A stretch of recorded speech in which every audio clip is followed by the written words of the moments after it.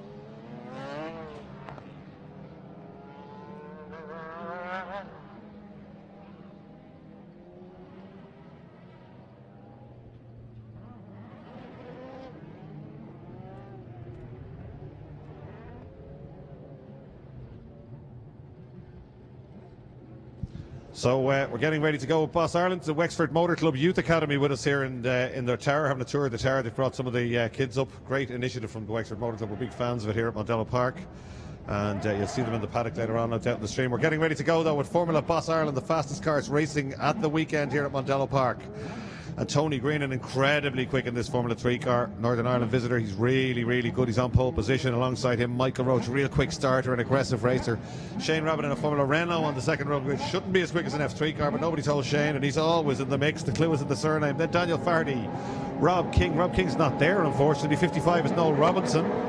Revs are up, we're getting ready to go. Watch out for Martin Daly. Kaylee Cole moving a bit early there, I think, at the back. Somebody stalled. There's a lot of weaving around. Bit of a messy start there.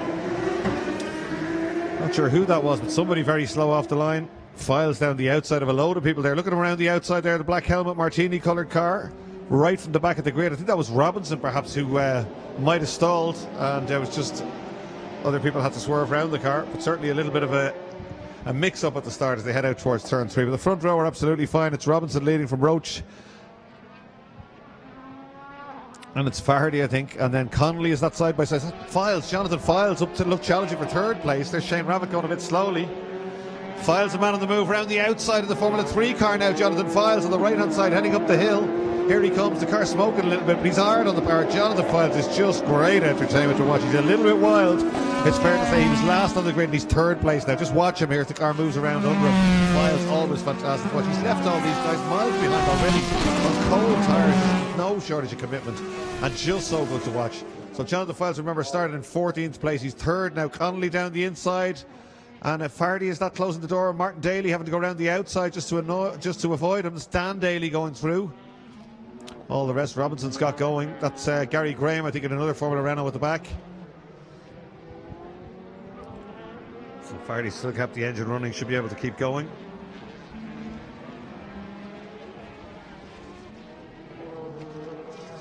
Dan Daly now right up there with Connolly. I think that is Michael Connolly in the Radical.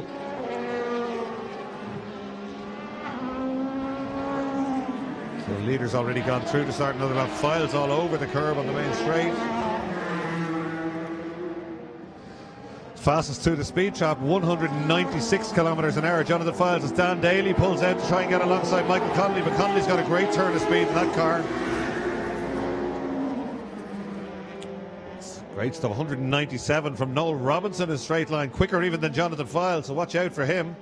Noel Robinson right in the mix there. He was slow off the line, but he's got that car up and running. So it's Green and Roach, Files, Shane Rabbit, Michael Connolly, Dan Daly, Roland Doherty, Kaylee Cole, Martin Daly, Noel Robinson, Eamon Matheson, Gary Graham and Daniel Fardy is the order. Dan Daly at the head of this group now. It's Martin Daly in the middle of it in the light blue car. Watch out for him. He's had to avoid that incident early on. It's Martin Daly and Noel Robinson, that is the back of this group. Watch these two cars incredibly quick as they come off the Bridgestone corner and up the hill out onto the international loop. Here's Daly, Connolly, Roland Doherty, that is, and Kaylee Cole. That car of Kaylee Cole's incredibly quick in a straight line. We saw it here the last day doing massive figures through the speed trap. She's Carter from Cork. Races this car in the UK. Has had a little bit of trouble with it, but she goes well here, mixing it with the F3 cars. Two very quick cars behind her though. So they come back up. Roland Doherty, Kaylee Cole, Martin Daly and Noel Robinson.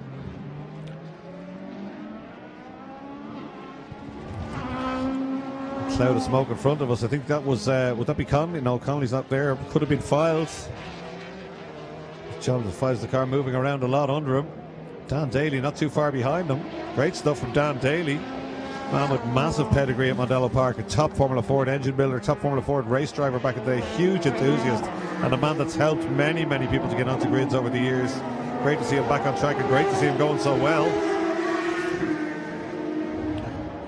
196 kilometres an hour once again for Robinson. 193 that time for Files. 169 for Shane Rabbit. So Greenan leads by 7.6 seconds from Michael Roach. Shane Rabbit in third place. There's Files drifting the car around again. Then Dan Daly.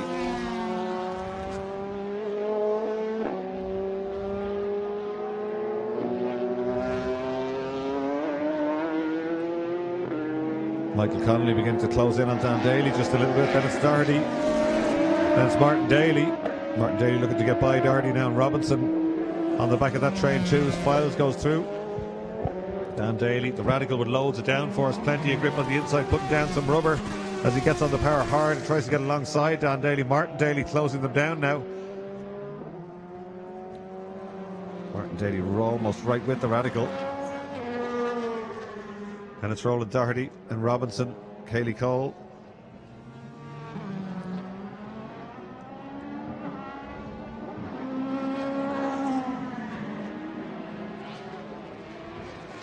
Martin Daly locking the wheel. Talking to him on Friday when he was testing. Martin Daly just loves driving this car, just loves driving, I think. And he was talking to, he's got Cliff Dempsey running him as well. It's great to have Cliff back at the paddock. Cliff and Michelle, of course, massive history at Mondello Park. They ran a superbly successful team here for many years, Cliff Dempsey Racing. Multiple championship wins. And Cliff now semi-retired, but he's back here yesterday in great form and helping Martin Daly out. Jonathan Files got by Shane Rabbit. Files up to third place now. Shane Rabbit down to fourth as Daly gets down the inside on the brakes. Gets by Connolly. Next up, how are you, brother? It's the two Dalys now. It's Martin Daly and Dan Daly together. Dan Daly with Martin looming large in his mirrors on the way out to turn 3 at the front of this group. This should be interesting. Robinson as well. It's motoring up to the back of this group. They're all slowing right down. Robinson looking for a gap there up the inside of Doherty. Gets alongside and should get by here, but Roland Doherty's going to try and go back at him on the brakes, which is what he does, and off goes Martin Daly into the gravel, and that's not going to come out. I don't think it's dug in deep. That's the gravel doing exactly what it should do. It just catches the car as it goes in there. It sinks, won't let the car hit the bank, so that car will be towed out and there won't be any real damage bar the gravel ingress. So there's Connolly still going nicely, and Noel Robinson, and then Cayley Cole still trying to get past Roland Doherty in the older Formula 3 car. Safety car being sent out. That car will probably have to be pulled out of the gravel, I'd imagine. Greenan still leads this one. Massive margin for him up front. There's Files and Rabbit. Jonathan Files all the way from the back, remember. That's Doherty and Cole. So safety car and a black and orange car, flag number 23. That's Jonathan Files getting the black and orange, the meatball flag as the drivers call it. He's off already, Files. He's just come off in the background there, coming out of the final corner. He's spun it, he's collected it all up. So the order as they go by is Greenan, Roach, Rabbit, Files, Daly, Connolly, Robinson, Roland Doherty, Cayley Cole.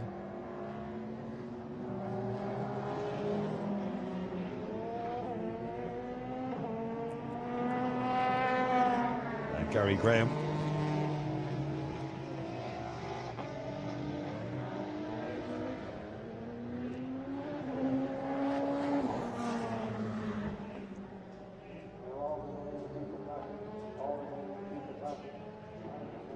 Greenan was 14 seconds to the good, but that'll be gone. They haven't picked him up just yet, though. The safety car's actually picked up the third place man, Shane Rabbit.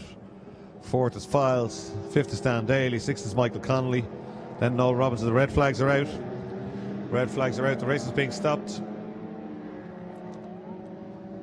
So the officials have just decided that they'll have to remove that car. It would be a little bit dangerous, I think, while the cars are still on track, to remove the car from where it is. So Marshall's out there with the red flag flying. Means the cars will come to a halt at the start-finish line. They'll probably be regridded. 53% of the race has gone on, so we will get a restart.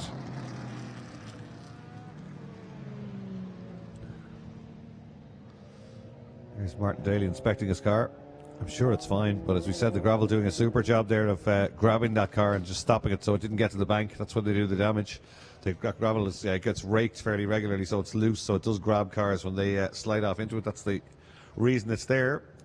As Tony Greenan comes down to the grid area. Michael Roach, next car down. Of course, the safety car hadn't picked them up just yet. So the safety car will bring the rest of the pack round to join them on the grid. They're just out of the international loop now. So Greenan, who was on pole and leading that one strongly, he was 14.9 seconds to the good when the red flag came out. So it'll just be a few minutes before we regroup. Probably be a regrid, I would imagine, and then a restart. We'll get the information on that one shortly.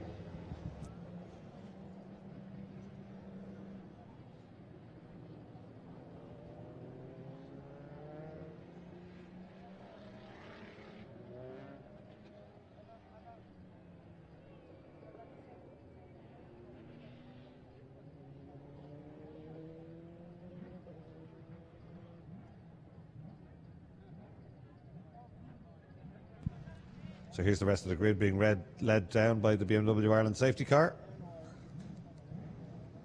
They'll come back into place.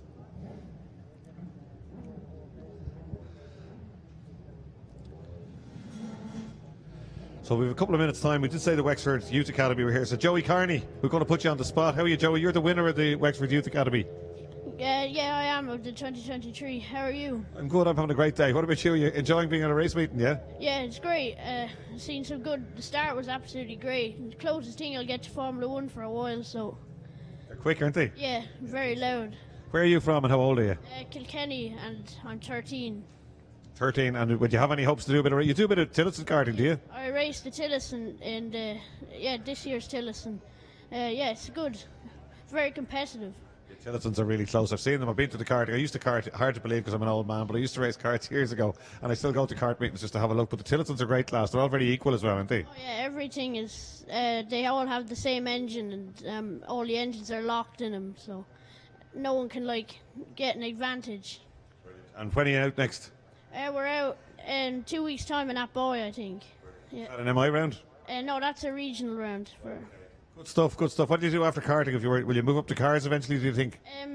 J1000, hopefully. Yeah. That's very good as well, J1000. There's a lot of people doing that now. Is there? Yeah, I'd say it looks good. Yeah. And it's not too expensive. Same bit like the Tillotsons. If you can keep the cost down, it makes it easier, and if they're all equal. Yeah, just don't break at them, or try not to break at them. Stay out of trouble, says you. Any sponsors? Well, not at the minute, no. How do people get in contact with you if they want to sponsor you then? They can DM me on Instagram. What's your Instagram name? Joey Carney Racing, I think. Joey Carney Racing on Instagram. Find that now. I want to get a load of followers from straight away. I do have one sponsor, Carney Engineering, so yeah. I saw the dad looking from behind. Say, hear him saying he's no sponsors. Just as well you got that one in, isn't it? Yeah. Okay, well done. Great to meet you. Welcome to Mondello Park. Best of luck in 2 weeks' time. So there you are, Joey Carney Racing on Instagram as the 2023 winner of the Wexford Motor Club Youth Academy. In fact, look up the Wexford Motor Club Youth Academy if you get a chance, because it's a great initiative. Other motor clubs should be following their lead there. Timing.ie, give me a grid. One green flag lap and 5-minute restart is what we're going to get for the Dunshaughlin Motor Company Formula Boss Ireland Championship. Dunshaughlin Motor Company is Barry John McHenry's company, car sales. They sell a lot of high-end and medium-end cars. He's well worth following on social media, does great social media clips, and putting something back into the sport that he loves so much.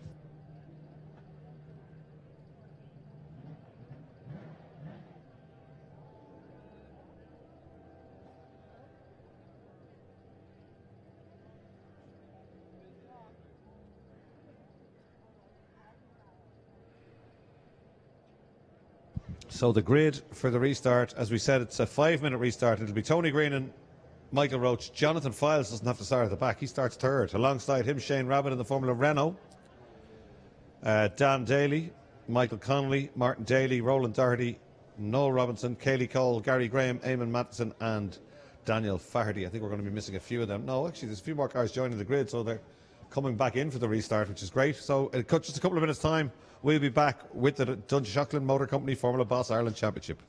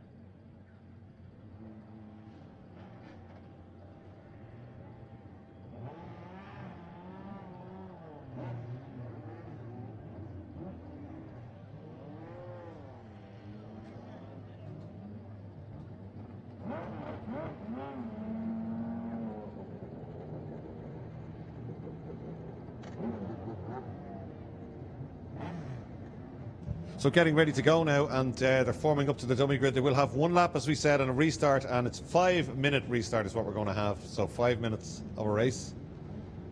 We can't really see Tony Greenan being beaten. He starts on pole position. He had a strong lead. He was 14 seconds out when the green flags came out. So even though Michael Roach will give him a good run, watch out for Jonathan Files. You can spot him there he's about 7 foot tall, isn't he, Jonathan Files? The head always up near the top of the roll hoop on that car, but he's so spectacular, so committed, always leaving black marks on the road, always with the car moving around under him. Just a real fan's favourite, and of course a famous name at Mondello Park. His grandfather, Jack Files, raced very competitively and won and worked in Booth Pools. His father, Ken Files, was Formula One material, a lot of people say, won a lot of races in Formula Atlantic and Saloons and many, many different cars. And Jonathan Files carrying the mantle now. And in fact, Jack Files 2.0 coming up shortly. Jonathan's son is about to start racing junior minis, the Patch Tire Equipment junior minis. He's been down testing with us. He's not old enough to race just yet, but he's been down testing with us, and it's not a surprise to find out that he's pretty quick and very smooth. Although Ken Files was always silky smooth, Jonathan Files is an elbows out driver, as you'll see in just a couple of minutes' time. Watch out from there, centre of the second row, in the Jonathan Files services car. He runs his own garage and motor repair shop in Dunshaughlin. Something about the water in Dunshaughlin. We get a lot of quick drivers from that area. Martin Daly as well, Dan Daly. Are we missing Dan Daly? We are. Warm-up lap. This is just a warm-up lap. Don't be fooled by the sound effects. We're not going racing just yet. There's Kaylee Cole going through, the Cork karting graduate. Eamon Matheson rejoining in the green car right at the back. That car probably going to be quickest through the speed trap. It struggles a little bit to get around the twiddly bits, but very, very quick in a straight line. So this is not the race, this is just a warm-up lap.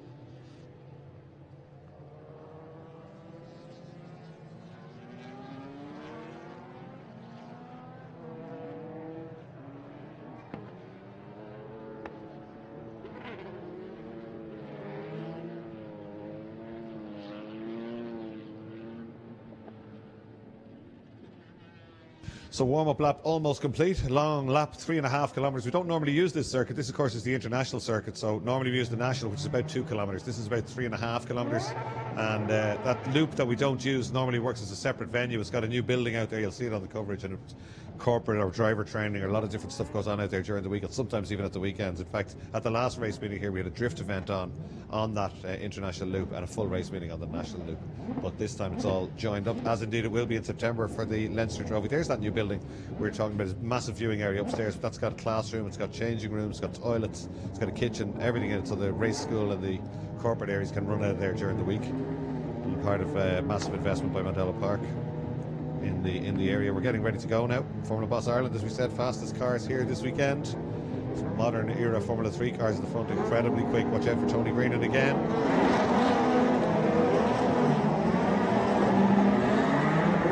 Tony Greenan leads away. Just about. Michael Roach having a go. Shane Rabbit having a look down the outside in the Renault. File sticks to the inside. Then it's Connolly, Dan Daly, Roland Doherty, Gary Graham, Kaylee Cole and Eamon Matheson, I think that is. They head out towards turn 3, and Files just blast by the Renault there and puts him up to third place. He'd be looking to try and have a go at Michael Roach, but Files' car, it's pretty old. It's got plenty of power and he's well able to drive it, but it wouldn't have much in terms of downforce compared to the F3 cars. So he probably struggled just a little bit, but then the files factor will come into it. Greenan should disappear down the road. He's really driving really well at the moment. That car, as we said, a late model F3 car, there's very little that can touch that around Mondello Park. So Files got his eyes on the back of Michael Roach's car now as they head out onto the international circuit and up the hill towards Lola Corner. There's more of what we expect from Jonathan Files at big number 11. Two big black stripes left down on the tarmac of the Colt tires as he gets on the power there to try and catch Michael Roach. He's got that car, he had it remapped, he just got it back there yesterday morning, 500 and something brake horsepower. He said he's well over 500 horsepower in that car, and it doesn't have much downforce, certainly doesn't have traction or anything like that. So here comes Greenan now. Tony Greenan, welcome Northern Ireland visitor here, regular at Mondello Park. Beautifully presented car and beautifully driven. He's already coming back onto the national circuit through Paddock Corner. The F3 car using all the road. Files now be looking to get the work done in a straight line. Again, he's out of shape. So is Rabbit. Both of them really driving the wheels off these cars. Moving around. And Files, does he go around? He does. Files is off. We've missed it there. He's just below the shot. There he is. It looked like he locked the back wheels there on their brakes. It just it's almost like somebody pulled the handbrake. But single seaters don't have handbrakes. But certainly back brakes. Oh, he's getting into reverse. He really wants to get back out here. It'll give us a little bit of entertainment if he gets it going again, because he's way back from anybody else now. So he spins the car around to perfection. He does a bit of precision driving, works for a lot of filmmakers as well, as did his father before him, so not surprised he managed to spin the car back. So Files goes through, a little bit of work to do. He was chasing third place there, but the car looks a little bit wayward. So just 10 or 11 cars still running.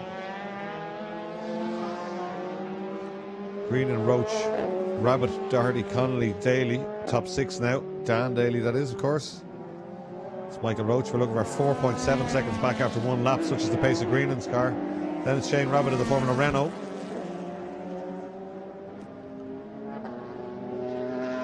Rabbit can't quite stay with the F3 cars, but well ahead of anyone else.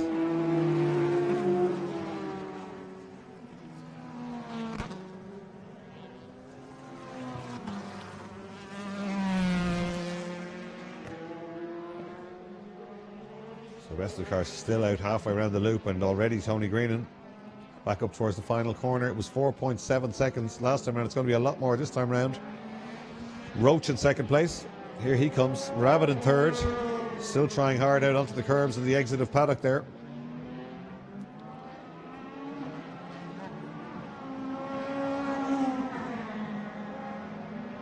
And it's Doherty, Connolly, Dan Daly, Daniel Faherty and Kaylee Cole.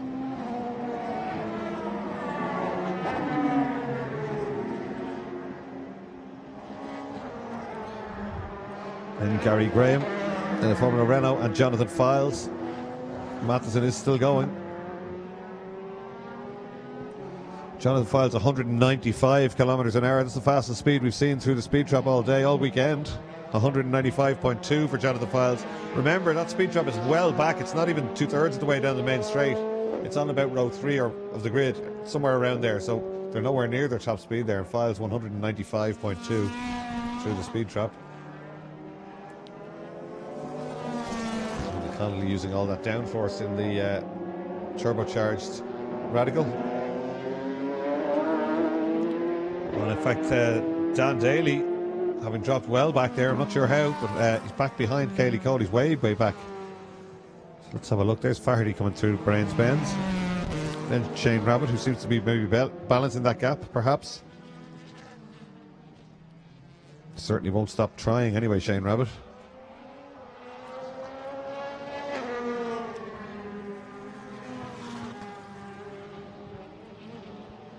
Rabbit out onto the curb. I don't think he's any further back than he was. They did 37 and 38 respectively last time round. Let's watch the clocks this time. As Roach goes through. Roach 41.1 and 38.7 for Rabbit. So Rabbit does a personal best, but a slower lap for Michael Roach. I wonder, is he in trouble? We don't need a stopwatch now. Rabbit's almost with him. Down at turn 1, heading for Campion Corner. And it's Roland Doherty. Oh, there's Rabbit round the outside at turn 3. You've got to be committed to do that, even though I think Roach didn't fight too hard, but even so, Big move around the outside by Shane Rabbit. He's up to second place overall now. As they come down into Bridgestone corner.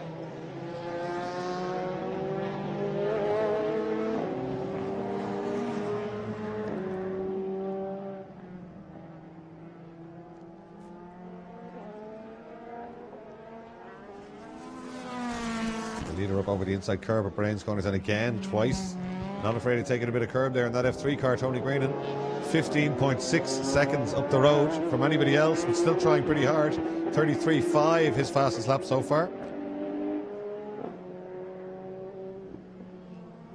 Just see the grandstand being built in the background down at Turn 1 for the LZ Festival coming up here shortly at Mondello Park. Have a look at mondellopark.ie for all the events. You can book your tickets online for those events too. Checkered flag is waved and Tony Greenan takes the win. Massive gap it was. Let's see what it is when they go by, because Shane Rabbit coming up now to take second place. Good run from him. Wonder can Roach hang on. He's dropped a lot of time on this is the final lap.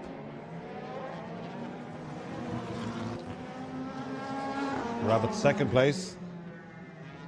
21 seconds back. Roach is okay for third, it looks like. It's obviously a problem with the car, but here he comes through the final corner. Oh, Files down the outside of the brakes. Files possibly going to get third place. He spun to the back just a couple of laps ago. He's sideways again. He's on the curbs again. He's entertaining again. It's fourth place it's going to be actually for Jonathan Files. So great stuff. So Files goes through in fourth, then Roland Doherty, Michael Connolly, Daniel Fardy, Dan Daly and Kaylee Cole. So great stuff from Formula Boss Ireland at Mondello Park. A little bit of a race of attrition. We're having that in all the classes today. Don't have Martin Daly, Noel Robinson or Eamon Madsen, but we will have a second race for this class later on today, so we'll keep an eye on that one.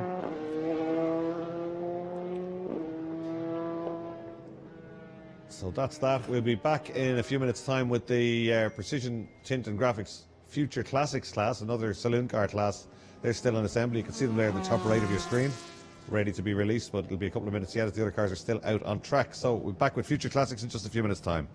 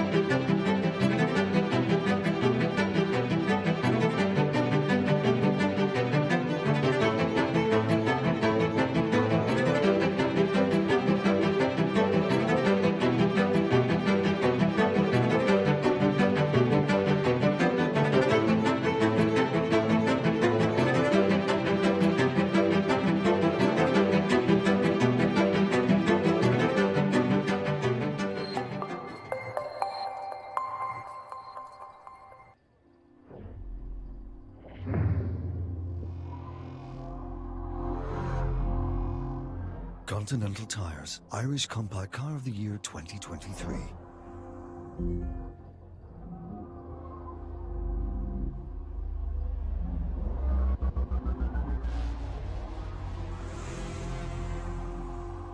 Speaks for itself. The new Opel Astra.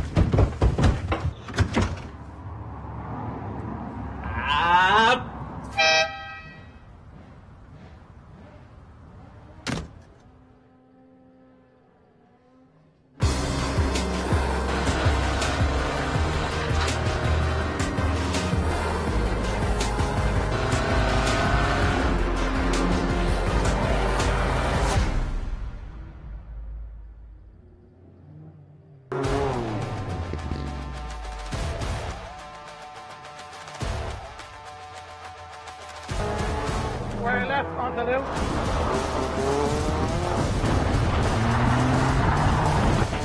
Yeah, that's good. Good drive. Keep on. Keep on, keep on, keep on. Rev it up, rev it up. George here. Go, go, go. One right, immediately followed by a 5 right. Keep it in, keep it in, keep it in. Come on, keep on, keep on, keep on. Keep on, keep on, keep on. Come on, come on, keep going, keep going, keep going.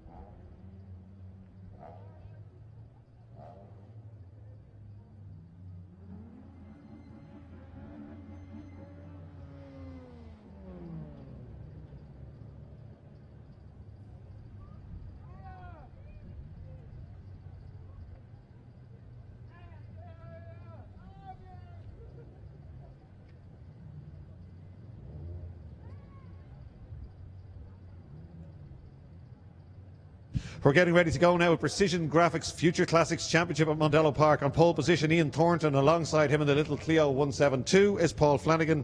Then Thomas O'Rourke from Wexford in the Honda Civic. Then Robert Doherty, Ross Crayman in the Honda Civic, also hidden there from view. Then it's Robbie Parks and David Hammond. Then in the slightly slower Future class as opposed to the Super Future is Phil Lawless on pole, real Mondello man. Aaron Lenan alongside. Then James Marmion, Con Quinlan, Gilbert Clancy, Luke Marmion, Pat O'Malley, Kevin Healy and all the rest, and away they go. And it's the Celica that makes the best start. Ian Thornton from pole, but watch the power of Robert Doherty on the outside. He's up alongside the Civic, the Clio. He's going for the lead, doesn't quite make it. Those cars very quick in a straight line, as indeed is the mid-engine MR2, always good for a bit of traction off the line. And Paul Flanagan got left sitting there in the little Clio. In fact, David Hammond in the Uno up alongside him already as they go through Campion Corner. So you can't break the barrier time in the first lap. So Cold Tires, they always push so hard, these guys. Ian Thornton, very experienced, done a lot of Future Classic racing, and going well. Beautifully prepared Celica. He's out in front. Robert Doherty in there too. O'Rourke, who's now he's another man with huge Mondello history. His father was Frank O'Rourke, Ferrybank Motors, part of Dealer Opel Team Ireland, won 100 or 150 races here at Mondello Park, and many different Opel cars. Cadets, that's him there. Cadets, Commodores, Opel Corsas, all sorts of, almost always Opels. He did drive an RS Turbo once or twice. Look at Robert Doherty just trying to get by the MR2 on the way up the hill now. Kennedy's Rise on the way to Lola Corner. These are the slightly slower class cars coming up, the Future Classic cars. Doherty's got that move done. I think he's down the inside. So Tomas O'Rourke trying to live with them there in the Civic. That's Phil Lawless. Next up, he's leading the Future Classic class. They've got a slightly slower barrier time. O'Rourke surely will get down the inside here, get the job done. A former Irish Saloon car champion, Tomas O'Rourke. Also very experienced in rallying. He won his class in the Circuit of Ireland this year in an Evo. So stages and circuits equally talented. That's Phil Lawless there going through, and all the rest. Graham Carroll, Kevin Healy, Pat O'Malley, Paul Walsh, Megan O'Daly in her first race in a Zetec Fiesta as well.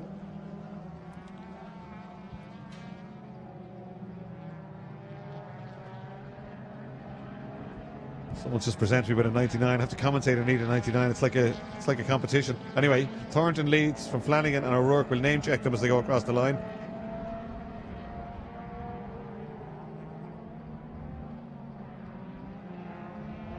So here comes Thornton now. You can see the car bobbing as he grabs third gear. He goes by and completes lap one. Doherty in second place, but nearly 3 seconds behind. And Parks, Hammond. There's the barrier times, 2:05 for Super Future Classics and 2:08 for Future Classics. So we'll keep an eye on that as they go through.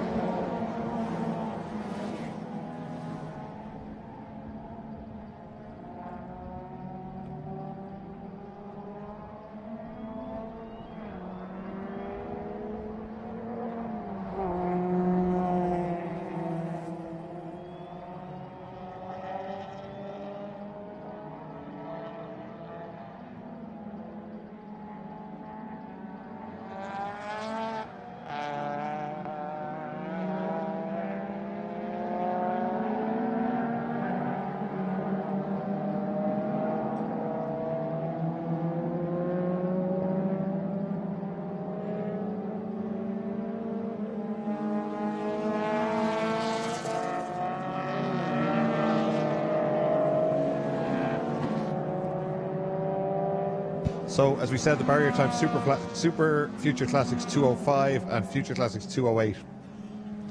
Fastest lap we have is Ian Thornton, 2:08.461, but that's from a standing start, so he should be, he might have to watch his times there a little bit as our work goes through. And coming back is Paul Flanagan after a disastrous first corner for Paul. Paul, well known, was very successful in this class and in Fiat Punto racing and Uno racing beforehand. Flan Air, as he's known. O'Rourke up over that inside curve, former rally car. David Hammond with the little Fiat Uno, a class that raced here in the early 90s, and he was involved in the organisation of it. Worked so hard in that car in terms of development. Then it's Marmion and Lawless, Quinlan and Clancy are the top four in Future Classics.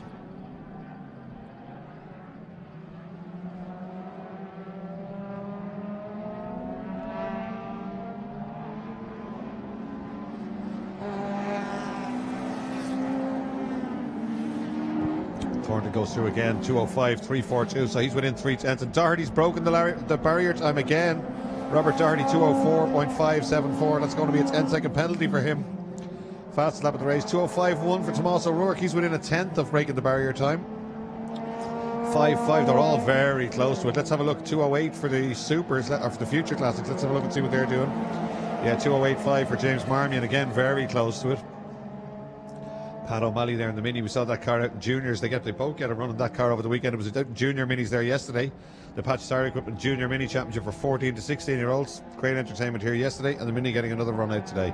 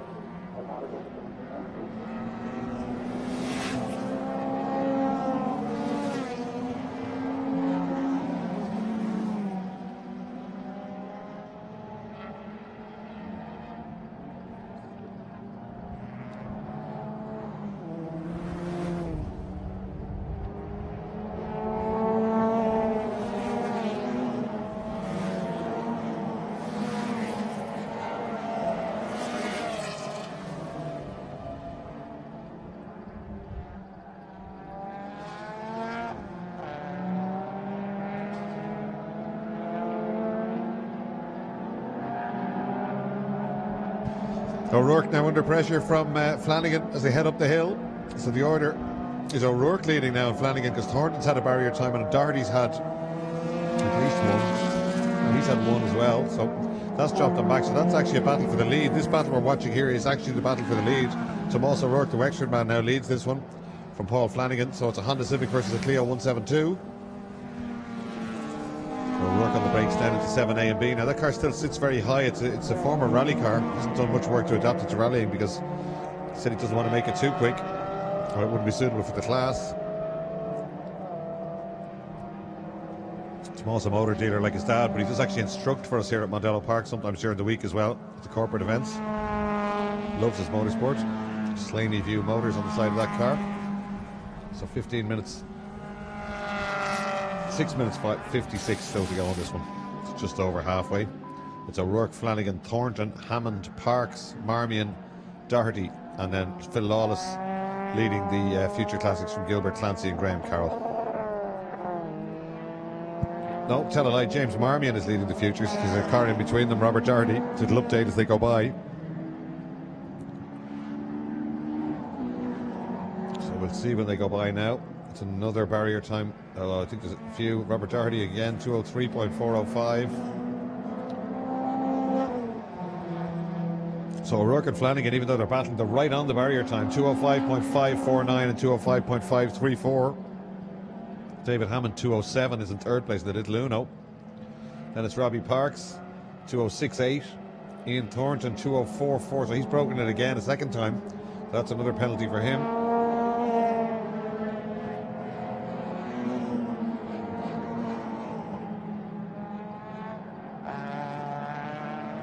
So Thornton in front on the road with Doherty, but they've both had their barrier times again. This happened at the last meeting as well. So this is the battle for the lead. 5 minutes to go. Climbing up the hill now, past that new building, up Kennedy's Rise towards Lola Corner.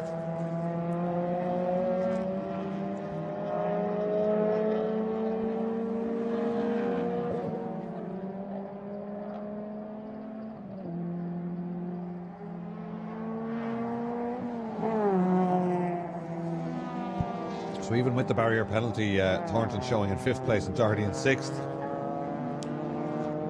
4-4 last time round for Thornton, 5-2 for Doherty, so he avoided a further penalty.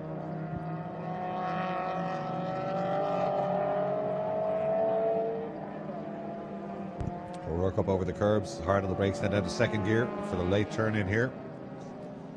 Doesn't quite get into the apex there, perhaps the tyres past their best. Have to be a road legal tyre in this class, so pretty much like the Fiestas or those, probably a Yokohama or a Nankang. They can, if you overuse them early on in the race, you'll pay for it later on. They'll certainly go off, but O'Rourke's still leading. Let's see how he does this time.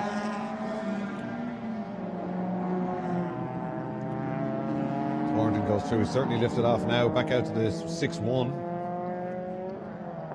O'Rourke goes through with a 5-3. Flanagan with a 5-2. So they're both hovering on just where they need to be, really, on the barrier time.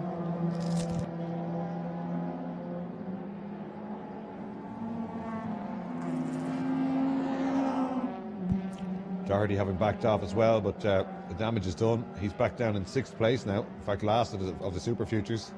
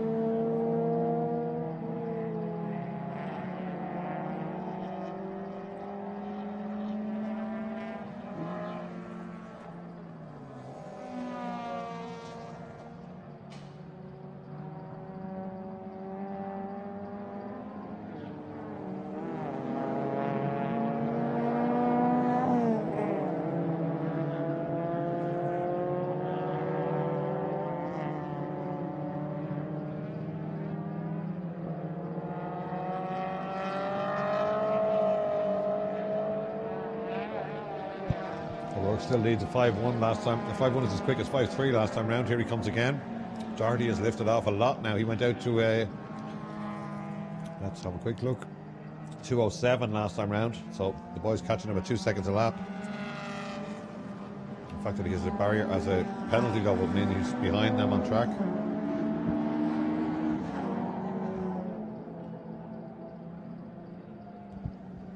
(5-1) again for Tomas O'Rourke.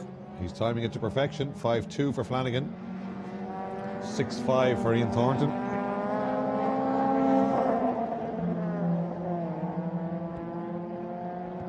(5-8) for Robert Doherty. So the order: O'Rourke, Flanagan, Hammond, Parks, Thornton, Doherty. Flanagan off on the outside of turn 1. The little Clio 172. Is that steam or smoke coming from that car?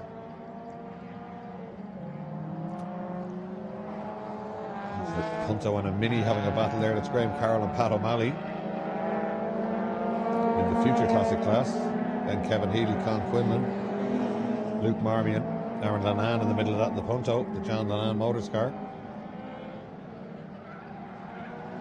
Oh, it looks like a front suspension failure there for Paul Flanagan. Very unusual. He has problems with the car. But, yeah, wheels pointing at funny angles there. Maybe it could be CV or something, but obviously a problem with that car parked up on the exit of turn 1 just before Campion Corner with 1 minute 10 to go in this one.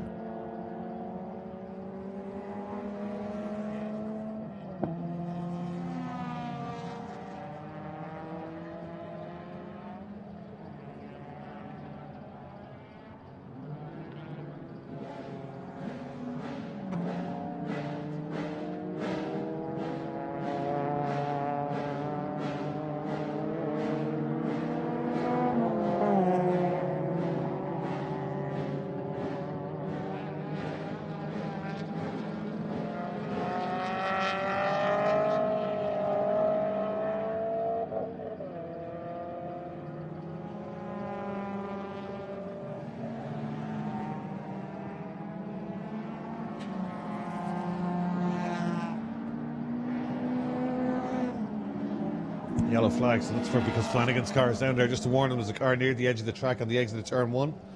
They'll be fully aware, I'd imagine, as they go through. O'Rourke still leading this one, 2:06.3, a 5.6 for Ian Thornton that time.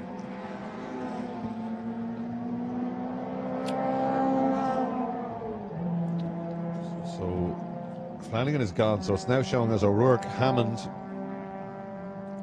Thornton, Robbie Parks, Doherty. Just 5 runners still going in Super Future Classics, and then in Futures, James Marmion, and then Phil Lawless. That's our leader on the road, but certainly having dropped well back now. Thornton, in fact, the few slower laps have allowed the other cars to come in a bit closer to him. Doherty and O'Rourke. He's actually got ahead of Robbie Parks now on times. Robbie Parks has dropped back more than 10 seconds. That puts Thornton back up to 3rd place. Doherty's still down in 5th. Then it's Marmion, Lawless and Clancy in the Future Classics class.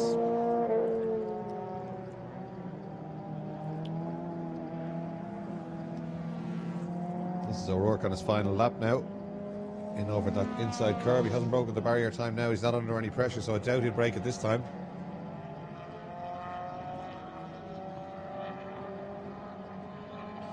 It's 2.84. That's Paul Walsh in the Future Classics class. This is on his final lap now for Slaney View Motors. It's Tomas O'Rourke. Gets the car turned in. Just 2 corners to go between him and victory now here at the round 3 of the Digital Motorsports ICCR.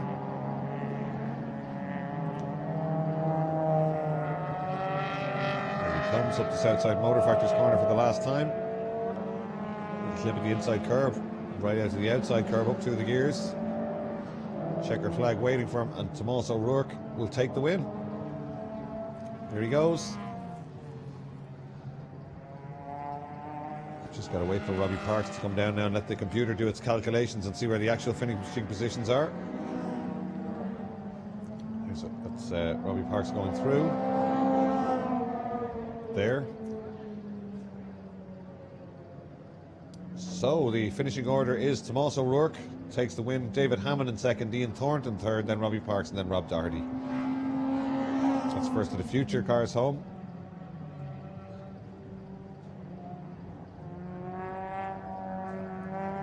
James Marmion and Phil Lawless should be next up in the 1.7 Fiesta, the Puma engine Fiesta, for sale, as indeed Phil Lawless's cars always are.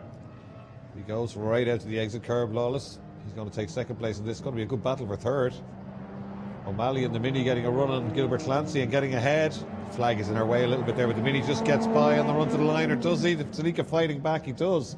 So Pat O'Malley takes 3rd, just about, from Gilbert Clancy and Graham Carroll in the Punto. Then it's Kevin Healy in another 1400 Punto.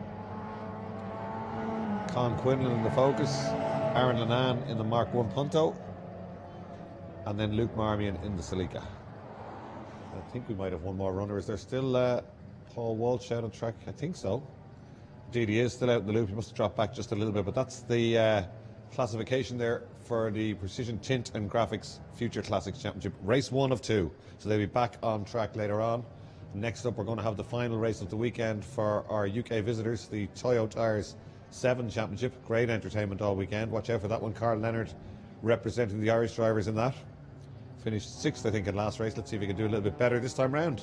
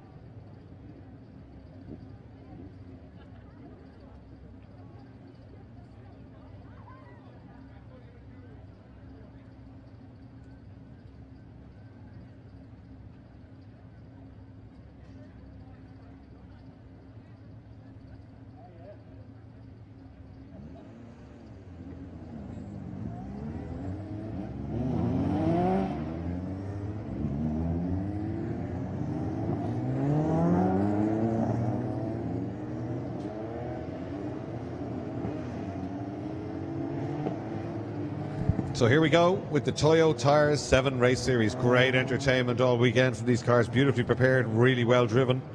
And I'm guessing, looking at the grid sheet, that the top 10 finishers from race number 2 have been reversed to form the grid of this one.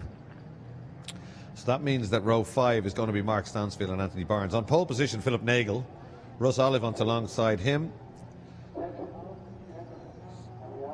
Jose Magalhaes next to Carl Leonard on row 2. Carl Leonard would be surely in with a shout here. He bumps himself up to row 2. He was pretty quick in race number 3, but fell back towards the end. Then Jamie Winrow and Andy Perry. Andy Perry, I think, might have had fastest lap in the last race. He certainly did at one stage.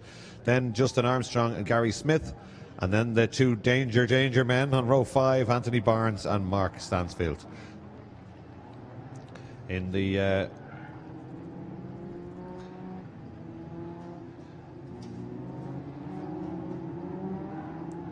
in the 310R class, it's Jake Poole, Ben Winrow, John Shiverell, Caroline Everett, Don Henshaw, Stephen Clark and David Baldwin. Baldwin has been doing all the winning. Watch out though for Caroline Everett, who starts in the second row, because she didn't go that well in the tricky conditions earlier on, but she was very quick, certainly in race 1 yesterday in the dry. Almost took the win, put the pressure on Baldwin all the way to the flag. So keep an eye on her on row 2. That's car number 9.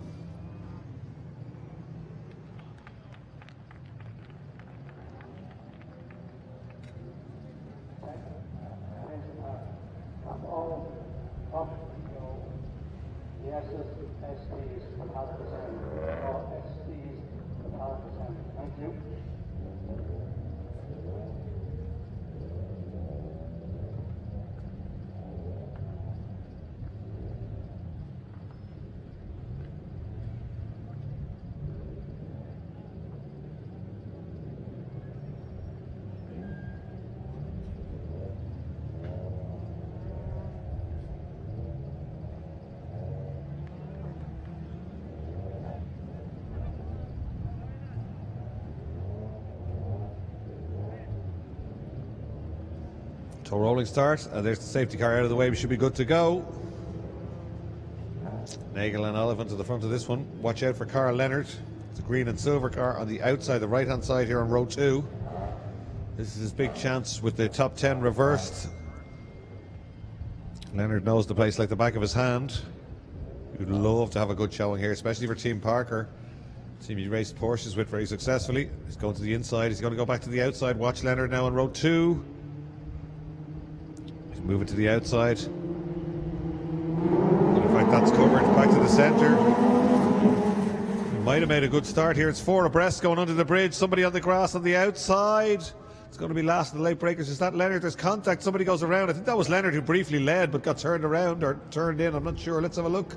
No, that's 55, I think, there. There are cars strewn all over the place. Let's see if we can get going again.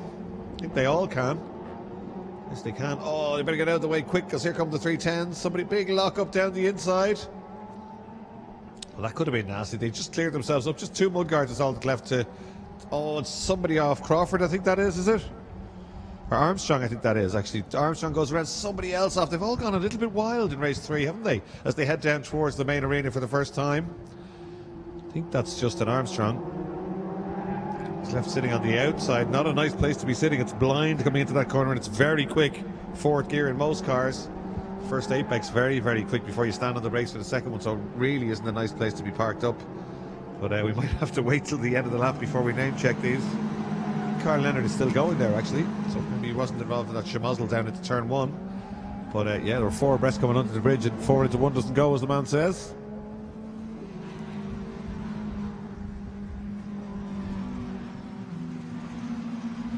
Everybody's still running so far in this one, I think. All the cars that were involved in that schmozzle on lap 1 certainly managed to gather themselves up. That is Carl Leonard there. That's him, 17, at the end of that group. So he's dropped back a few places, but they're still scrapping mightily up front. So the quicker guys make their way from back in 10th place all the way up. We'll name check them as they go across the line at the end of lap 1. Leonard with a great run through. Paddock going to surely make himself a place here on the brakes. He does. He's up the inside. He's not going to back out of that one. He's down 2 places for Carl Leonard there on the brakes, and he's up to 3rd place. That's more like it. That's what we'd expect from Carl Leonard. And they're on the grass. Oh, he's missed a gear, has he? He's slowed. No, it's possibly a safety car. Waved yellows anyway. No, safety car board is out. Leonard spotted that certainly before the rest of them, and as he lifted off, there was a little bit of mayhem behind. But he's gone back up into that third place. So good stuff from Carl Leonard on the brakes down into Southside Motor Factory's corner. Safety car is out. Obviously a car off beach, some beach somewhere. We'll see it as they go back around. But yeah, it's all a little bit wild. This one, race number 3 for the Toyo Tires Seven race series. They've had a great few days here in Ireland. A little bit of socialising. I think there were a few of them in the Nace Court Hotel on Saturday night, the party venue in Nace. They had a barbecue there on Saturday, owned by the Leonards. In fact, Carl Leonard's family owned that, so that would be the connection there. And they all stayed in and around Nace. There's always plenty of action in Nace, plenty of nice restaurants and pubs. So they had a bit of fun while they were over here too, which is always great. But they gave us some great entertainment on track. Let's hope they come back to set the Toyo Tires 7 race series. A lot of really quick drivers up front.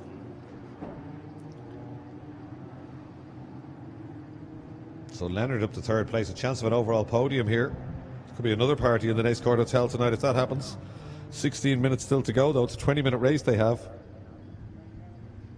So it's Stansfield already up to the front of Barnes. So the two that were back in 10th, there's the car. It ended up, well, it was pointed the wrong way when we saw. I'm not sure how it ended up on the gravel unless he tried to get a turn. It looks like it spun in there a second time. I'm not so sure. Anyway, he's fine. He's up on the bank.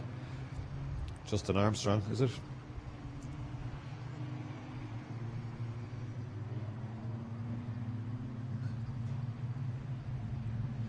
So Stansfield, Barnes and Carl Leonard the top 3. Then Tootle, Magalhaes, I hope I'm saying that right, Jose Magalhaes. Then Jay McCormick, Lewis Tootle, Ian Cowley, Tom Overton, Declan Dolan, Gary Smith, Russ Ollivant, Jamie Winrow, Philip Nagel, Andy Perry. And then leading the 310s is Don Hensall from Ben Winrow, Jake Poole, John Chiverill, Caroline Everett, David Baldwin and Stephen Clark.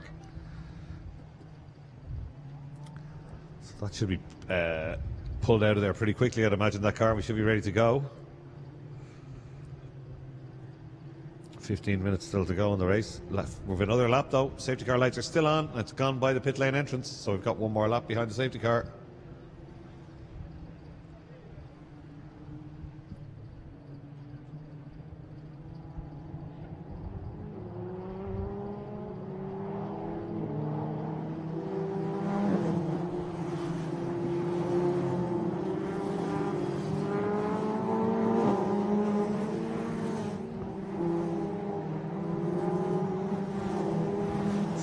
The snatch unit already down there and already hooked up to that car at turn 3 to pull it back through the gravel and probably just onto the infield, I would imagine, so we can go racing.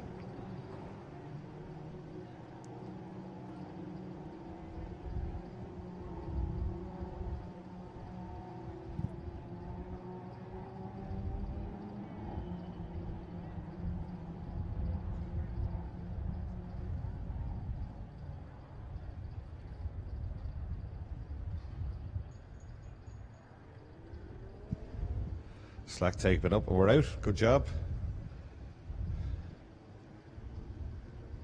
That's not actually at turn 3, is it? That's at Lola Corner. That's where it is.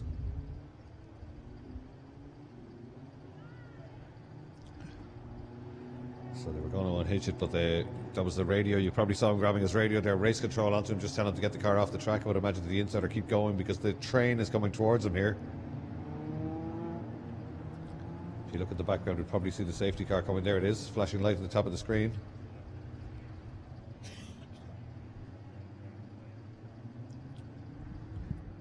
So yeah, that's what they're doing, just getting the car through one of the gaps back onto the other side of the track. They'll probably bring it to the infield, just somewhere safe where it won't affect the racing. That's the little chicane from the former kart track. So good thinking. They'll just unhitch it. We can go back racing. That means the light should go off in the safety car almost immediately. We're getting ready to go. Stansfield, Barnes and Leonard top 3 here in the 420Rs, 310Rs, Henshaw, Winrow and Poole. It's all going to be very close with 13-minute dash here. Was a 20-minute race. Lights are off on the BMW Ireland safety car.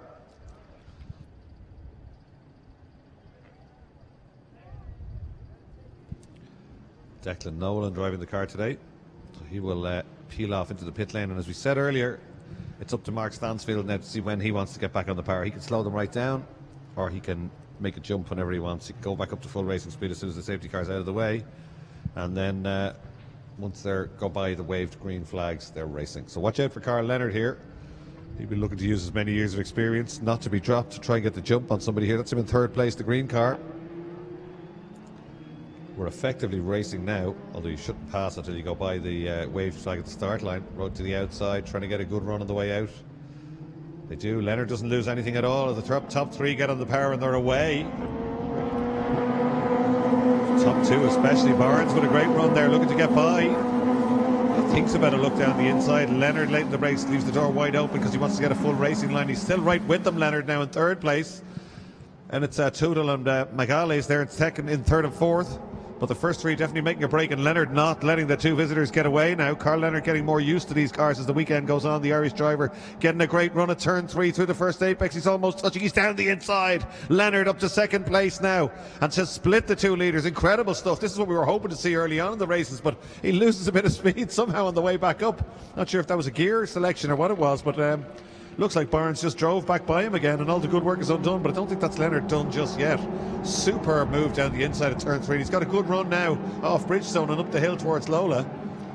So Leonard certainly adding a little bit of spice to the race for us here. Here they come again. He's gone around the outside this time. Leonard all the way around the outside at Lola corner. Has he made it work? He's got the nose ahead. He has made it work. He's got up to second place again. Can he close the door? Though he can close the door. This is cracking stuff from Carl Leonard. Make no mistake, driving superbly. Not used to these cars. He was only thinking about jumping into the car on Friday down here for a spin. But he's up to second place and he's going nicely. Carl Leonard now, his dad Michael is here. I think Michael Jr. here as well. They'd be absolutely loving this one. Parker as well, of course, a big history with Carl Leonard, so he's in a Parker car. He's up to second place and he's breathing down the neck now of Mark Stansfield. Carl Leonard right into the apex there, gets on the power good and early. He split the two fastest runners of the weekend so far. Leonard looking very comfortable at the moment, and the pace that he didn't show all weekend is here now, and again gets a great run through paddock. He's surely going to take a dive. He is going to take a dive. He's down the inside. Carl Leonard leads now, but he's gone a little bit wide on the exit, and the switchback from Stansfield takes it back, and Leonard in danger of losing second place now, but he's right in the mix here, isn't he? Looking across to the inside. This is fantastic stuff from Leonard. Actually lost him a place, but it gives us plenty of entertainment. So Leonard having a real go at Stansfield. Barnes, Leonard absolutely together now. Magalhaes right with him, and then Tootle, then McCormack. Some fantastic stuff from Carl Leonard. He's very quick here. Watch this through the first bit of turn 3. The really quick first apex. He's taking a length, 2 lengths, 3 lengths. He's right up to them again. Thinking about a look down the outside. Gets a good late turn in though, and he's on the power early up the hill. He's got good traction. Leonard really beginning to breathe down the neck again of Anthony Barnes in this one. First 4 together now. Oh, the leader goes a little bit wide. Barnes up the inside, is he? No, doesn't quite manage to carry it off on this occasion, but almost does. That gives Leonard this run again that he got last time, and he's very, very quick. He's going to the inside, back to the outside. They're beginning to defend now. So Leonard should be quick again through this corner. Watch out for him here. Here he comes in the Parker car. He's up the inside this time. Gets on the power nice and early. Has he got enough momentum? He doesn't quite on this occasion. In fact, they both get a run at the leader. So it's Stansfield from Barnes from Leonard. Down to 7A and B again. Leonard carries loads of speed through the first apex. Gets turned in well on the power again on the way up the hill. Carl Leonard having a real go here. He does look like he's got plenty of pace. We know he's got racecraft as he comes through Bahrain's Benz, Stansfield, Barnes and Leonard.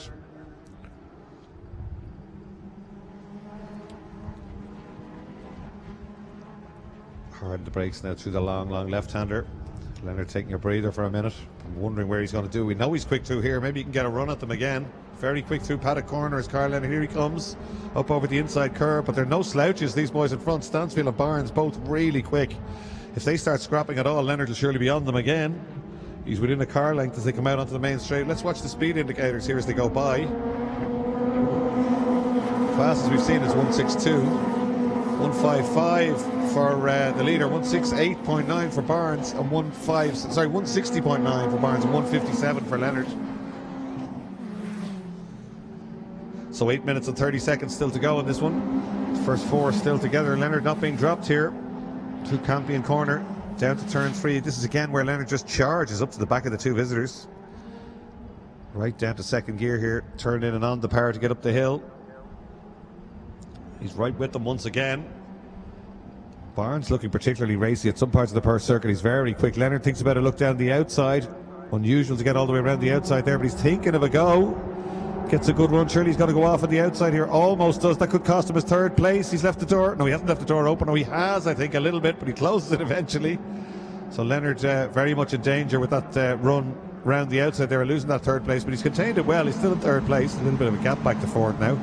The chop must have slowed the fourth place man down. Watch Leonard here again, once again on the brakes at the 7A. Here he comes. 1, 2, 3 still together. In fact, there's a big train. There's about 8, 9, 10 cars in this train now. This is fantastic racing from the Toyo Tires Seven race series. We've got to get these guys back over here again. Here they come back up to Brian's Benz through the right-hander. Leader a little bit wide through the left-hander again. Beautiful up over the curb, just cocking that inside front wheel. This is a corner where you don't want to defend because it slows you right down, but you can't leave the door open. A late apex there, and there'll probably be 3 cars down the inside. Leonard, once again, very quick through this section. He's quick through paddock, and we know he's late on the brakes at the south side. Is he going to have a go here, Leonard? Not quite close enough, I don't think, here to have a stab. He's certainly thinking about it. First 4 still really together, and Leonard right on the back of the second place car, and somebody goes around there. As they go by Leonard with a great run this time on the main straight for that second place.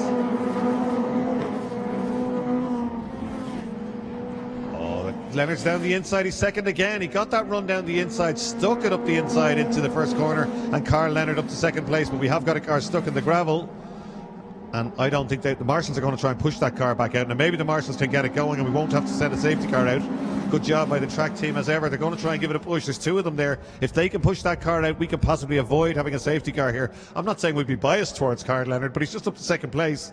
So Leonard having a real go off screen here as they come back down into the SS. No, they can't get it going. They're going to have to radio, and I think that's probably going to be a safety car.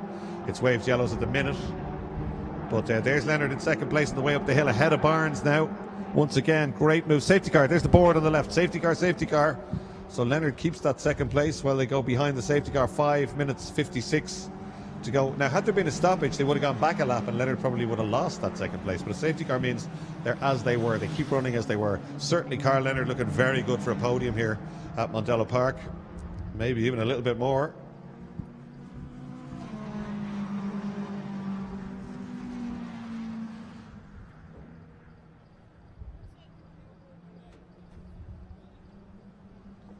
Fergus Brown there waves yellows. There's also a safety car sign you can't see just below.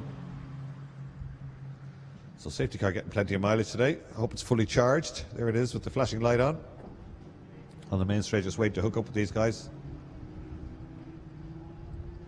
Don't see the Mazda unit there. Oh, he's just waiting for the cars to go by him. I can see him on the link road there.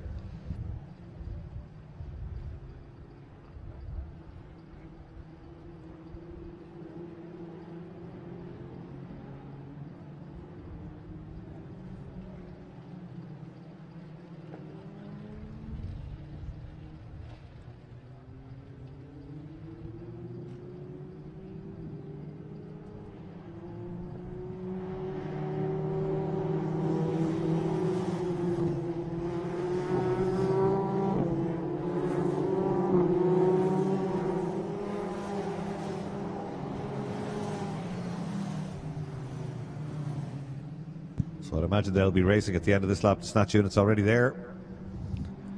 64, that is. That is Gary Tutel. Had been going really nicely. Was in that lead group, in fact. But it just got the back tyres caught in the gravel, and the car probably sitting on its belly there on the curb.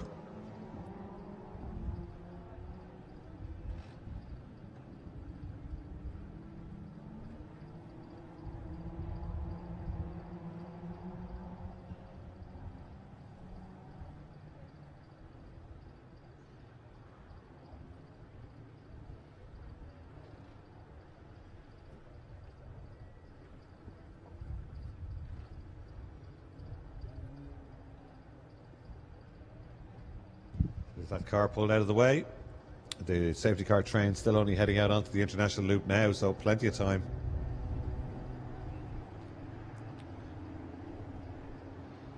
Bring that car in the pit lane, I think indeed they are. Passengers waving them to stay on the brakes there. Keep the rope tight.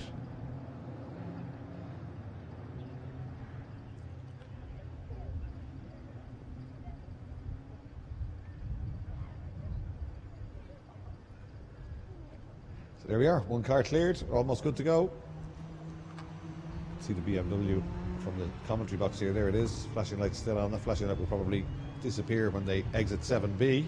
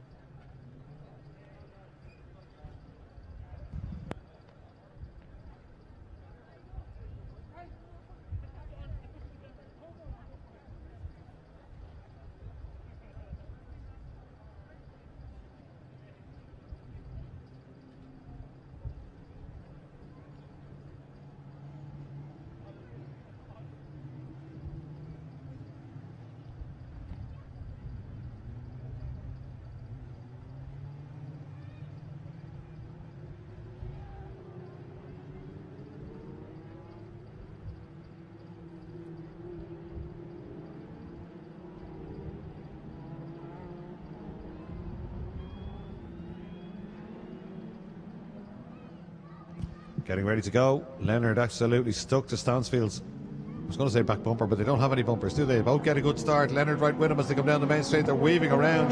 Carl Leonard looking very determined here. He's got a great run. If there's a gap here, he'll have a stab down the inside. There is a gap. He tries to get the nose down the inside, Leonard, but the gap disappears at the very end. Good stuff, though. Leonard having a real go there on the way out of turn one. He puts down some black marks through Campion Corner now. Stansfield with a little bit of a gap. Leonard was just offline in the approach to Campion Corner. Need to get the full racing line to take that one flat out, but he's very quick down through here. We've seen that all afternoon. So Stansfield now with the head down, just 1 minute and 23 to go. This is it, I think, a one-lap dash, perhaps.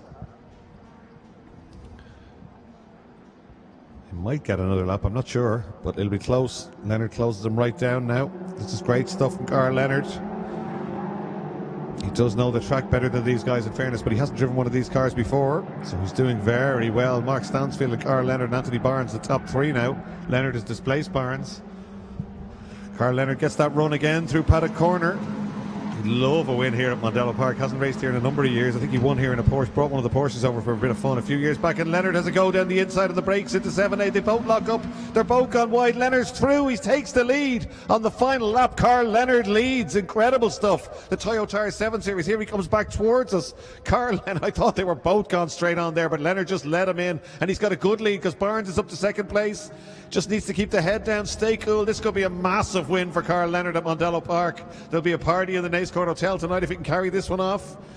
Barnes having a real charge though, trying to close him down. Let's see, we've got 16 seconds to go. I don't think he's going to get to the flag in 16 seconds, so it might be checkered flag this time round. Here they come. Carl Leonard now leads. He doesn't even block. Confident stuff from Leonard down through the gears. Fergus Brennan not sure whether he's going to get it or not. 4 seconds. It is going to be the checkered flag, and Carl Leonard's going to win at Mondello Park. Incredible stuff. The Haunts takes the win at Mondello Park for the Nace Court Hotel. Checkered flag, checkered flag. Carl Leonard, Anthony Barnes, Mark Stansfield, McGalley's, McCormack, Tootle, Smith, Cowley, Winrow, Russ Ollivant, Philip Nagel, Overton, Dolan, Winrow. And Carl, I'm not sure if he's spun or he's doing donuts down at turn one, but it's never far from entertainment when Carl Leonard's around. But great stuff from Leonard. Really, really good stuff for the Irish driver on home soil to just jump into one of those cars and take a win. Really impressive stuff. Nace Court Hotel is probably going to be the place to be tonight. Car number 17, Carl Leonard takes the win.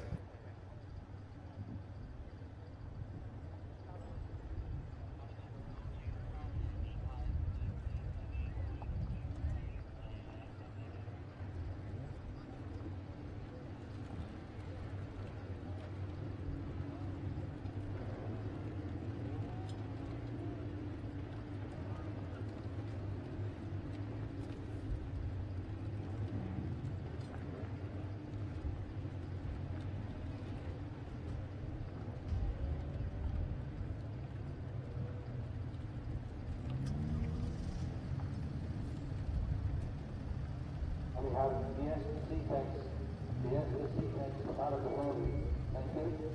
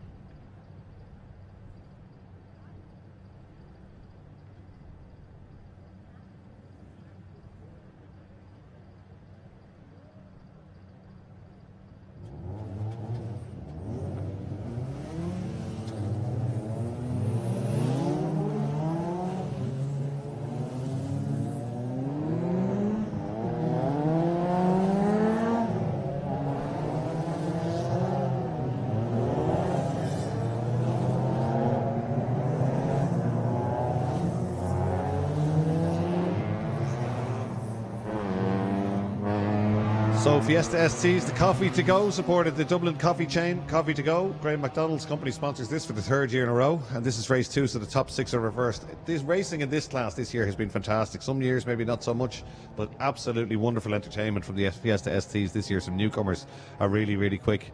Young Keane O'Brien has impressed all year long. He starts this one, he was 6th, and he starts this one on pole, and he won't be easily passed. Now Michael Cullen, O'Brien starts first. Michael Cullen starts 6th because he won. It's the top 6 reversed car. So it's Keane O'Brien, Trevor Farrar, Victor Cullen, Max Turley, Darragh McMullen and Michael Cullen. And then it's back to Declan O'Driscoll, Gary Lynch, Sylvie Bartlett. Good grid of these. Clive Jones, Chris Jones I should say, for Roy White, Chris Grimes Senior and John Elliff.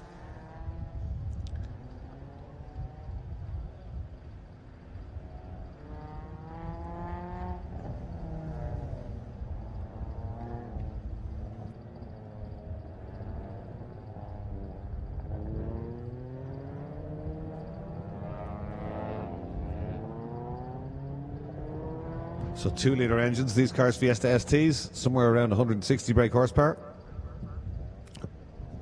All got the same ECUs to get the strict policing, the same as the Zetecs, so pretty equal. Although Michael Cullen and Victor Cullen, the LOH Motorsport guys, have got the jump at the moment. Maybe because of the new tyres, but certainly they've got that little bit of pace. Although McMullen, very quick as well. He took 2 strong wins here last time out. Drove well this morning, under pressure, but didn't crack at all. Michael Cullen was away up the road, but Michael Cullen's got to get by everybody else first.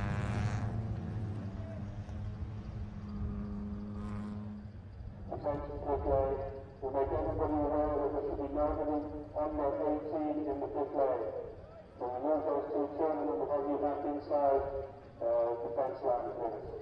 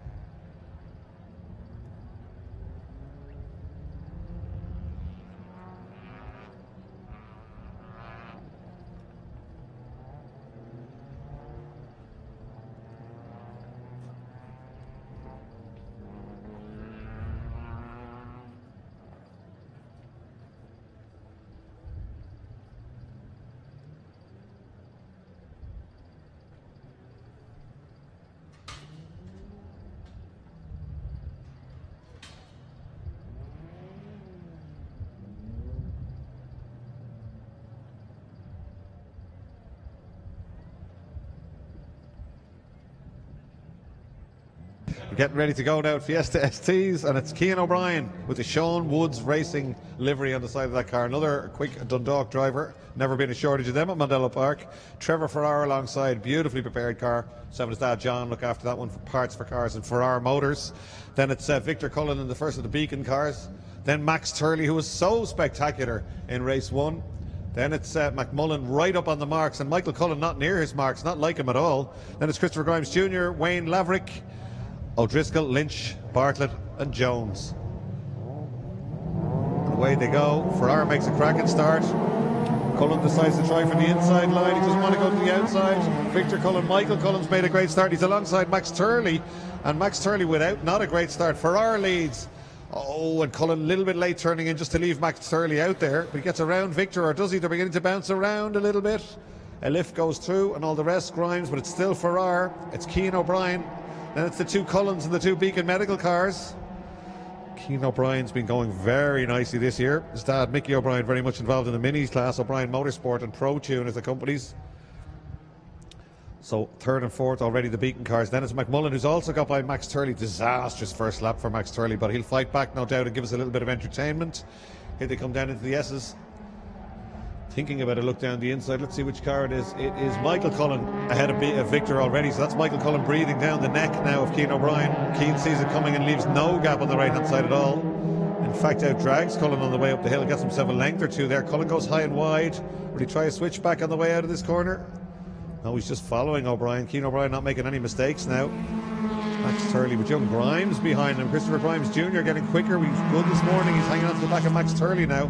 Ferrari looking very comfortable out front, isn't he? Easing away a little bit perhaps to go down through 7A and B. And it's Cian O'Brien, Michael Cullen, Victor Cullen, Darragh McMullen, Max Turley, Grimes Jr., Laverick, Lynch up well too, Gary Lynch, then Sylvie Bartlett. And Victor Cullen having to go defensive there to hold McMullen back.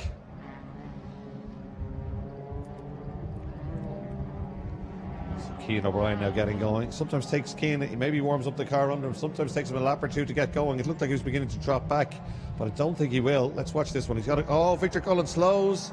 The problem for Victor Cullen there on the way out of that long left-hander. Not sure what that's about, but yeah, he's dropping way back. Oh, he's gone off on the outside now. Cullen has a look down the outside of Cian O'Brien. Is he going to try a switch back? Cian did it to him last time around. That's exactly what he's going to try, but O'Brien knows the ropes here.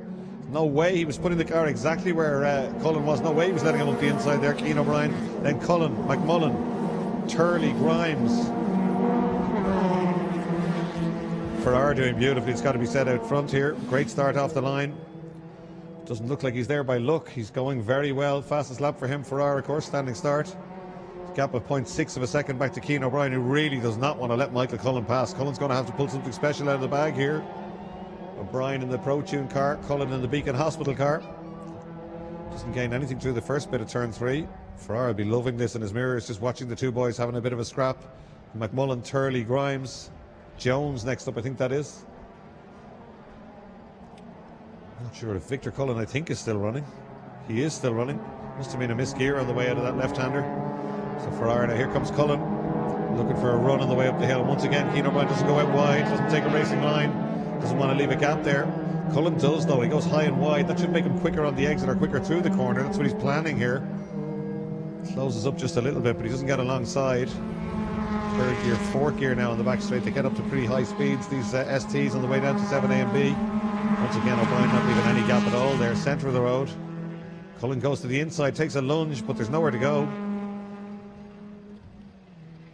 I'm surprised McMullen hasn't been able to close the gap up to them, but I suppose they're not really scrapping just yet. Cullen hasn't made any lunges. He's riding the wheel tracks though. Michael Cullen's had 3 wins this weekend. He'd love to get 4. He won both striker races yesterday. He won the ST race this morning. He did 4 races at the last race meeting. It's the first time I've seen it done, and he's looking to emulate that now, but it's not going to be easy. Cian O'Brien impressing us more every time he comes out. 5.55. Cullen looks slightly quicker, but not a whole lot. It goes to the inside there, but that's just trying to unnerve O'Brien. You're not going to get by at paddock, but it's very unusual. Maybe it does unnerve him a little bit. O'Brien goes wide there, then holds the centre of the road again. Now watch Cullen, he tries to tuck the nose in and come across the back of the black car. But once again, O'Brien exactly where Cullen wants to be. So Cullen can't do anything with the impetus he has, with the momentum that he carries through that corner, because O'Brien has not put a wheel wrong here. And Cullen, McMullen, Turley, Grimes, Victor Cullen, Laverick, Gary Lynch. Once again, Cullen moving around, but Ferrari beginning to ease away. Almost a second clear that time round. Fastest lap is to McMullen at 6.5. But the two boys in front doing 6.9s, even though they're defending heavily. So I think Cian O'Brien and Cullen probably have got the pace here if they stayed away from each other. Easy for me to say, but certainly with all that defending and it's happening again, I would expect the other guys to be more than a couple of tenths quicker than them. That's letting Ferrari well away though, up front. Cullen with a great run up out of turn 3. I'm not sure how that happened. It must have been a misgear or something, because he got alongside, thinking about having a look all the way around the outside here. I think he's going to make it, is he? He's alongside on the way up the hill. Yeah, Cian O'Brien being gentlemanly there, giving him racing room.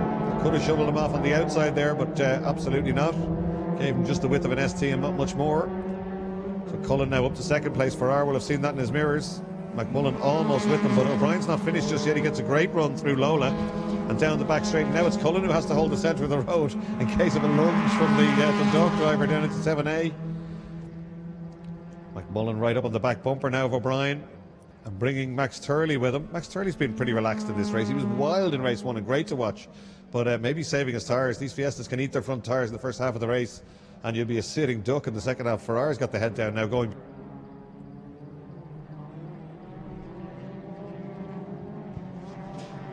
So Cullen is up to second place.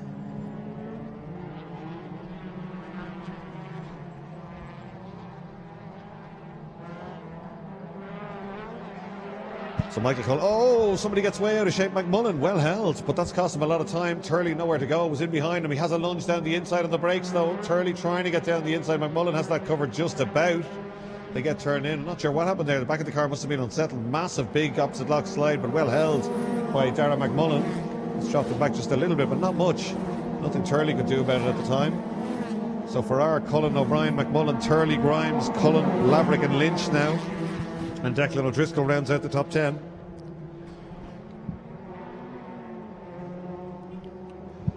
Fastest lap to Cullen, was it? No, not quite. Fastest lap McMullen actually. A 6.5.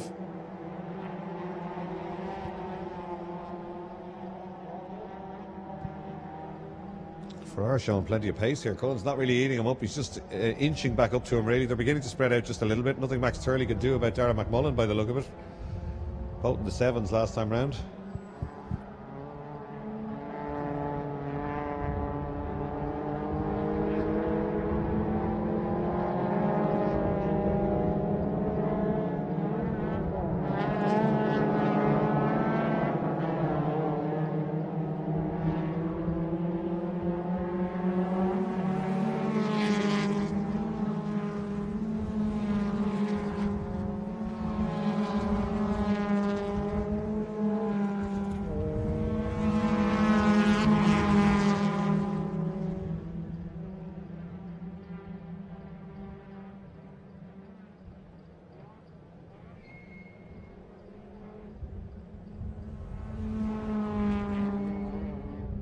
Cullen's now caught Ferrara through Bahrain's bends, right with him, beginning to pile the pressure on as only Michael Cullen can. Takes a stab down the inside. Ferrara's got that covered. It doesn't quite get into the apex. Cullen's up the inside. That's job done, I think, as they come out of the left-hander. It's exactly what it is. Cullen just moved around behind him. Trevor couldn't get into the apex. Not sure if his tyres are gone off or he just made a little mistake, but Michael Cullen had the nose up the inside. That's all it takes. Some normal service now has been resumed. Michael Cullen up the front. Trevor Ferrara second. Keane O'Brien still a strong third. Then McMullen, Turley, Grimes. Change there as Victor Cullen gets down the inside of Laverick.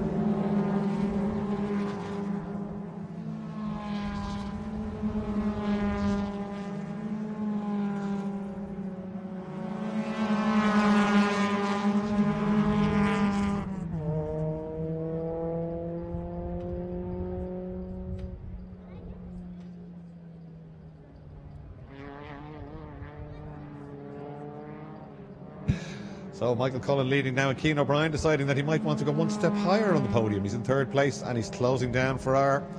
This time Trevor Ferrara gets the car right into the apex. Hard to do with these cars after this many laps. They do two things. The first tyres start going off and they will get a little bit of the ST bounces. They can hop and bounce a little bit around when the tyres flex. Even Cullen's car bouncing a little bit there. He goes right out to the outside. He's late in the brakes. Look at O'Brien. He's thinking about it. So is Ferrara though, and holds that centre of the road.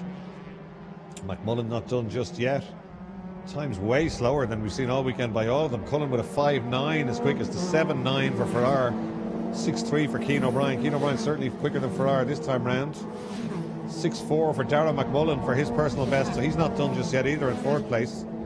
He wants a podium to keep his championship hopes alive. So 4 minutes to go. Another couple of laps. Cullen, Ferrar, O'Brien, McMullen, Turley, Grimes, Victor Cullen, Wayne Laverick, Gary Lynch and Declan O'Driscoll as the top 10. Then it's John Aliff and Sylvie Bartlett, then Roy White and Chris Jones. Michael Cullen now is revitalised since his move to LOH Motorsport. They've gelled really well. He loves working with the guys. They work really hard on setup, and he says that car is absolutely perfect. He was saying on Friday he doesn't even have to try that hard. If he tries hard, it's slower. He just needs to be smooth in the ST, but he certainly has the pace of the class at the moment. So Victor Cullen, obviously in Ballard, qualified second, but he's back in 7th place there now. There he is in the back of, oh no, he's not, sorry, it's McMullen. McMullen has definitely closed up on Cian O'Brien that time round. That's a lift down the inside of Bartlett there. McMullen on the brakes trying to close down Cian O'Brien. Cian O'Brien will now have to stop concentrating on Ferrar up front and concentrate on his mirrors instead if he's going to keep that podium place. Because at this stage of the race, McMullen seems to have great pace. I don't know if he saved his tyres. He's going to try and get down the inside of Cian O'Brien there. Doesn't quite do it. O'Brien has that covered. Goes a little bit wider than McMullen now through the left-hander, right-hander I should say, of Bahrain's Benz. Gets the door closed, leaves McMullen nowhere to go except up the outside. They both get into the apex together. Battle very much on now for 3rd place.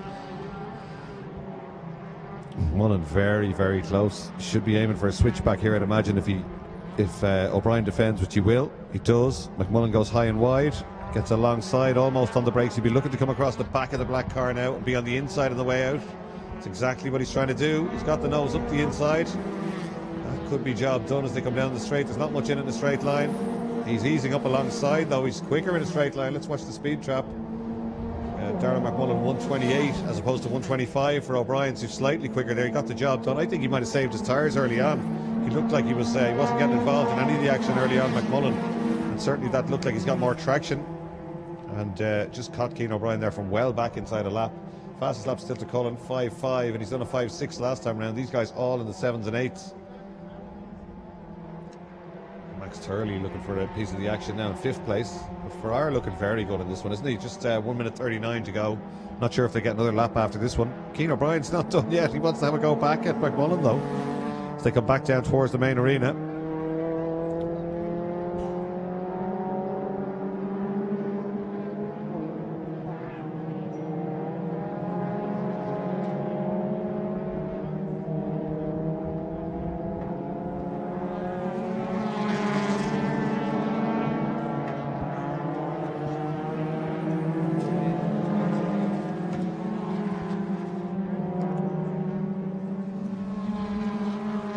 Having to go again on the brakes down into 7A and B. So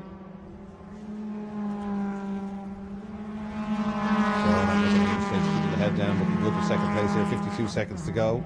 Not sure whether they'll get to the flag before that or not.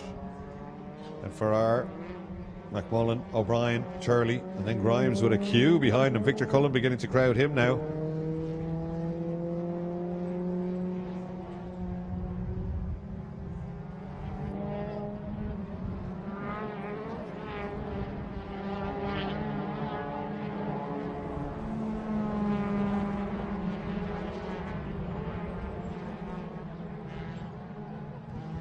So 19 seconds to go. I'd imagine they will get another lap here. Indeed they will. 1 lap to go. McMullen's now caught Ferrar. Big charge on here with a lap to go. It's 3.5 long kilometres now for Ferrar. McMullen begins to crowd him there as they go by. Ferrar goes to the inside. His best option here might be to try and back McMullen up to Cian O'Brien and Turley. Because McMullen seems to have some pace at this stage of the race. There's Grimes, Victor Cullen. Ferrar now holding the inside line here on the way to turn 3.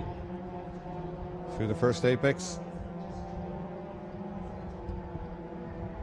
Cullen up over the inside curve, both trying really hard now.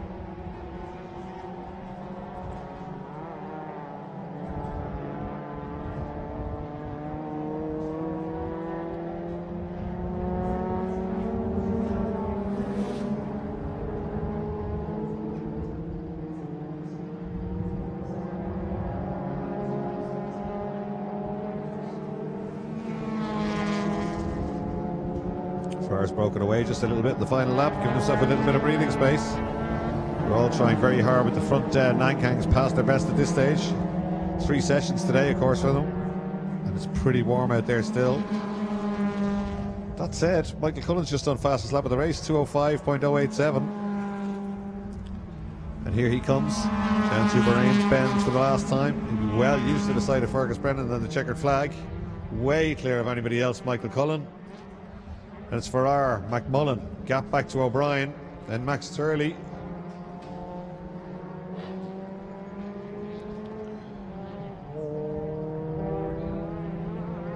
Right into the inside. These two making a break, certainly from Keane O'Brien, but this is for the podium positions.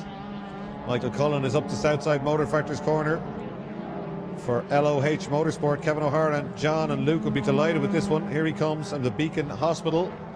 That's his 4th win of the weekend. Incredible stuff for Michael Cullen as he takes the checkered flag.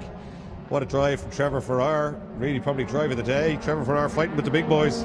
Hangs on for 2nd place. Great drive from Farrar. McMullen 3rd place. Gets himself another dose of championship points. Keane O'Brien in 4th. Max Turley in 5th place. Then this battle that's raged all through the race from Victor Cullen, Christopher Grimes Jr., Victor Cullen and Wayne Laverick. And it's Gary Lynch going nicely. And O'Driscoll, Elif, Bartlett, Roy White and Chris Jones.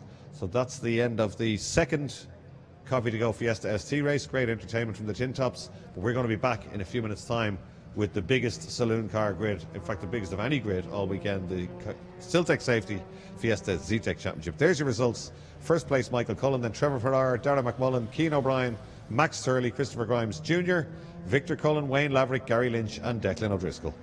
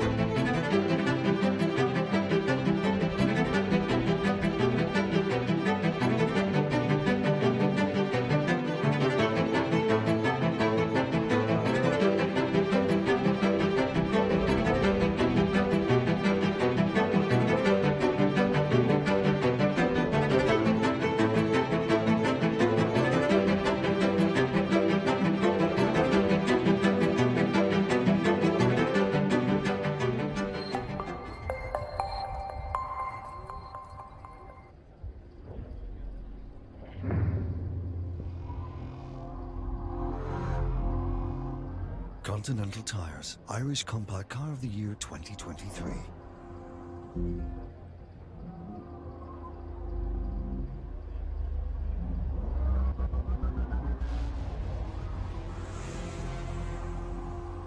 It speaks for itself. The new Opel Astra.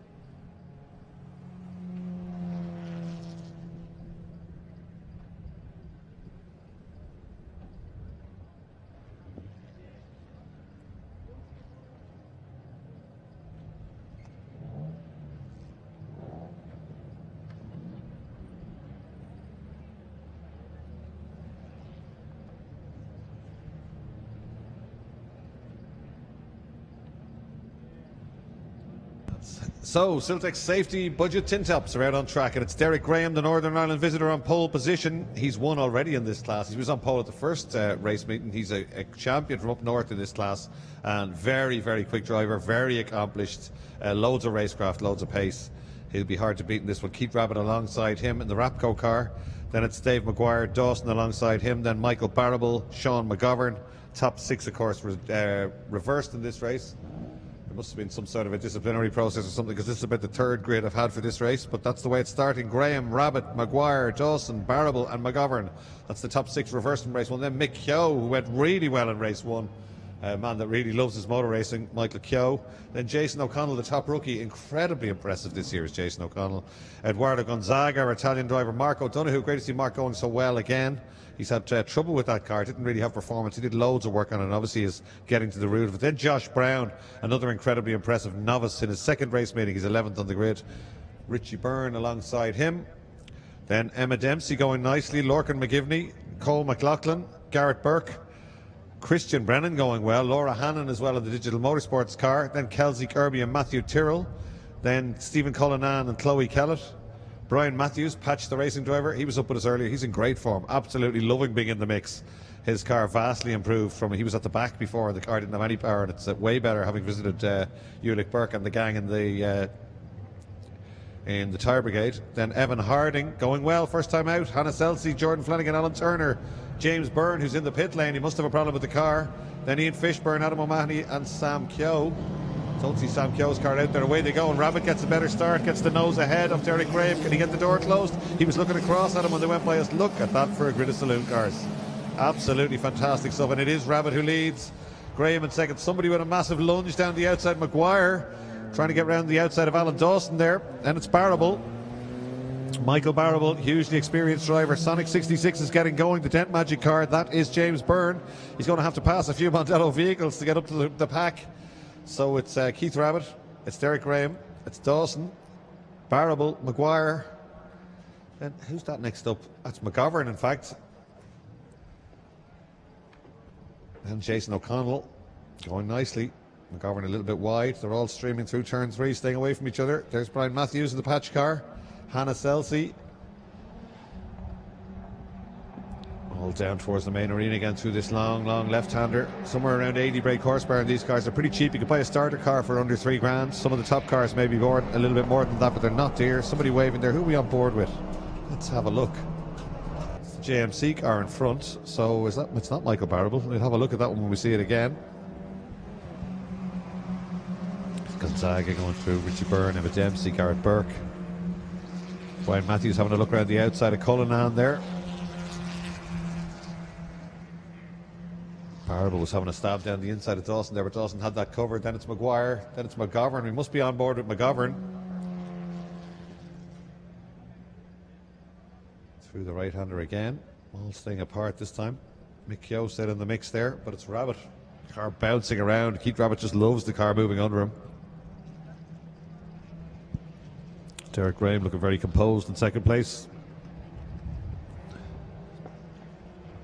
Dawson in third. There's Patch the racing driver. Brian Matthews made that move stick. That's 25 Alan Turner, first day racing. Jerry Caffrey Motors car. Going nicely. It's Rabbit, doesn't have to defend. He's got a length or two there. And it's Graham, Dawson, Barrable. That's McGovern we're on board with now. You see yourself trying to look over the dashboard, don't you? The camera's a little bit low. I'm jumping up and down on the chair here to see what's happening out there. But great stuff down the main straight. Live camera footage at Mondello Park. Second time we've had it. And those two being dropped a little bit, are they? So Derek Graham is closing in now on Keith Rabbit. Michael Barrable up over that inside curb. That's title rival in front, Alan Dawson. Derek Graham with a good run through Campion Corner, moves to the outside. Keith Rabbit moves to the outside as well, almost inviting him to have a look up the inside. Through the first apex, hard on the brakes then and down to the second gear. Alan Dawson locking the rear wheels on his car there as they get on the brakes. Dave Maguire trying to get up the inside of Barrable. They're all just really sizing each other up at this stage. No big lunges. So Rabbit, Graham, Dawson, Barrable, Maguire, McGovern, Jason O'Connell leading the rookies. Josh Brown still second in the rookies. Here they come streaming out onto the international circuit. Third gear just as they reach the exit curve there. McGovern now.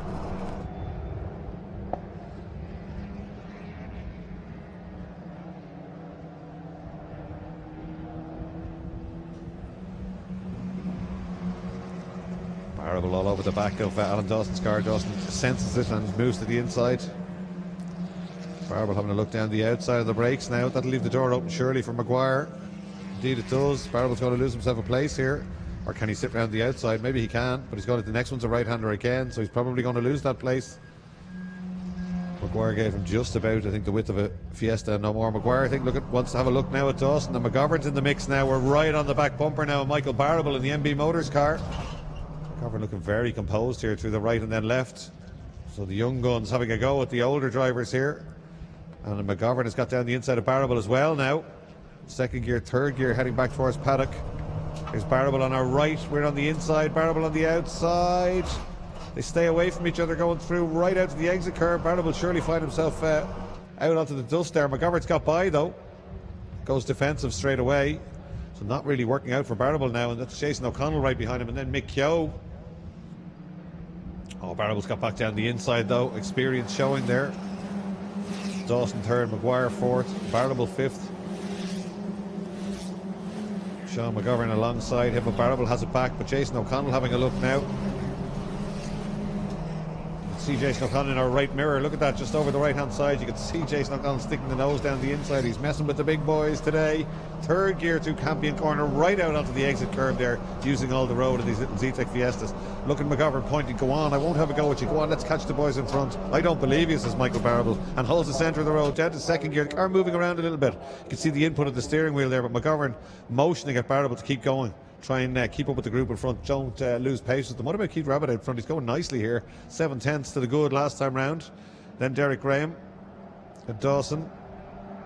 Young Maguire, Barrable, McGovern and the rookie. First of the rookies by a long way, Jason O'Connell. Then it's Gonzaga who's got ahead now of Mick Keogh. Good battle between those two guys. Oh, Maguire having a real go now at Alan Dawson. Has he got the nose up the inside? He has got the nose up the inside. That should be it. Dawson gives him the big squeeze on the way down towards 7A and B, but I think it's he's already got the nose ahead and he's on the inside. Now Barrable will try and follow him through. Surely he's probably not close enough though. So Maguire up a place now. Barrable tucks in behind him and McGovern late on the brakes and closes up on all of these guys, and he's still bringing Jason O'Connell with him. Then it's Gonzaga and Keogh battling away. They've got a gap back behind them to his Fishburne, it looks like, perhaps, is it? Or Richie Byrne maybe. Let's have a look. There's Gonzaga. Oh, it's O'Donoghue. Then it's Richie Byrne. Then it's Josh Brown and Emma Dempsey. Josh Brown second to the rookies, going nicely there.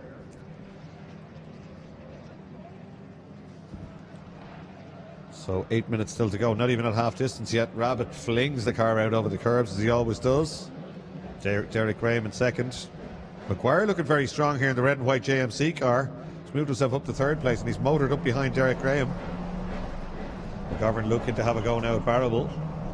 Barrable will be well used to this car. It's Johnny Whelan's car from last year. They had plenty of battle up the front. Very close, sometimes a little too close perhaps. Rabbit, Graham, Maguire, Dawson, Barrable, McGovern, O'Connell, Gonzaga, Keogh and O'Donoghue. Keith Rabbit, who's got fastest lap? Dave Maguire last time round, including the overtake at 13.2, 13.6 for the leader, 13.9 for Derek Graham. So Maguire does look quick here. In fact, he's motoring up towards Derek Graham, I think, for second place here. McGovern not, he's true to his word. He's not having any stabs at Barrable, and they are beginning to catch back up to Alan Dawson again by staying away from each other.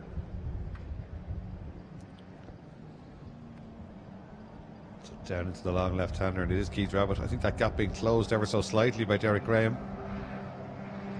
All sticking together, one big long train of cars here. And in fact, the rookie trying to hang on to the back now. It's Jason O'Connell in 7th place. 14.2 last time round for him, his personal best.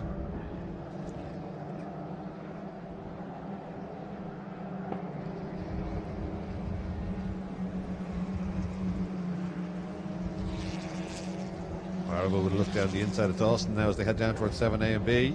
Definitely had a run, but Dawson just sticking to the inside.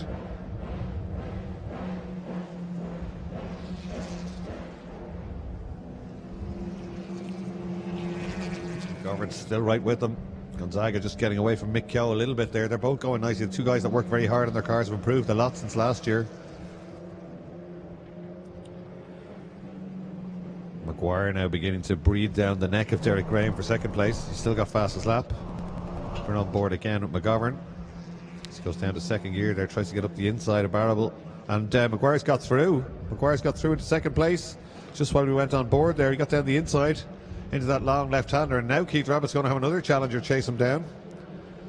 So Maguire looking very, very strong here in the LOH Motorsport car. And at this, if he could get up there and have a go at Rabbit, LOH Motorsport would have a chance of having 6 wins in one weekend. Michael Cullen has won 4 races for them. Dan Polly won the V race for them yesterday, and Dave Maguire looking very strong here. But catching Keith Rabbit is one thing, getting by him will be another. He was 3/10 quicker, including the move to get by last time round.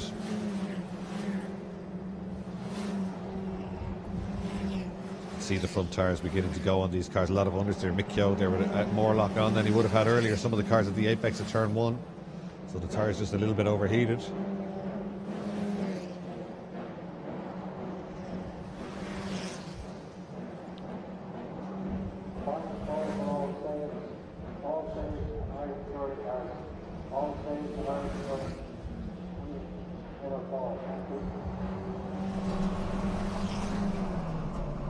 Down into the S's again. Maguire hasn't quite got up to Keith Dawson just yet.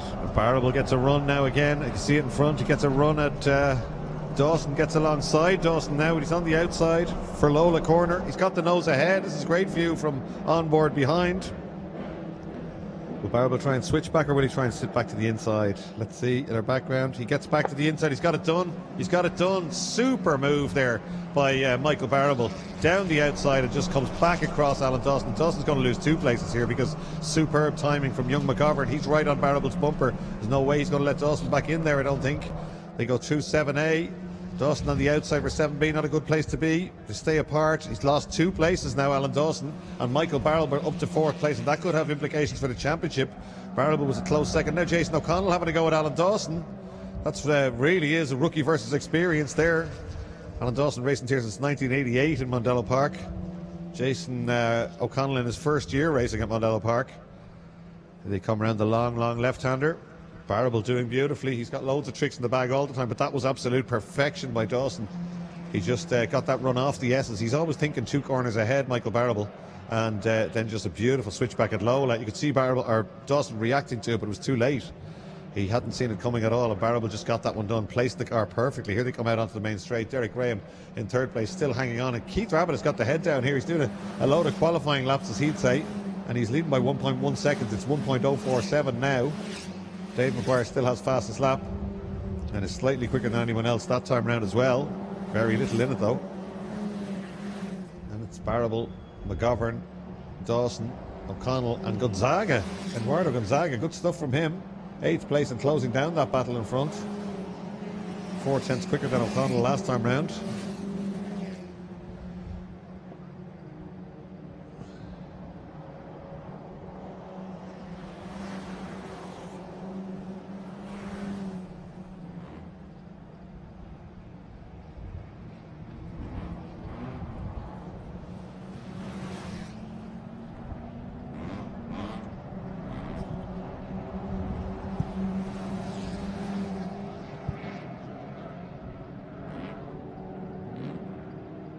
Oh, Gonzaga off at the outside there, just when I mentioned him. Commentator's curse, that will have cost him a couple of tenths, dropped him back just a little bit. There's Josh Brown right in the mix again, still impressing us greatly. Rabbit using all the track and a little bit of curb on the exit there, trying to get the lock off as quick as he can, unwind the lock and let the car get its up to its maximum speed on the back straight. And Maguire, the vehicle screens, car Derek Graham, beautifully presented as ever. I don't think he's given up, or Derek Graham hasn't given up just yet. Barrable's got away a little bit from McGovern and Dawson.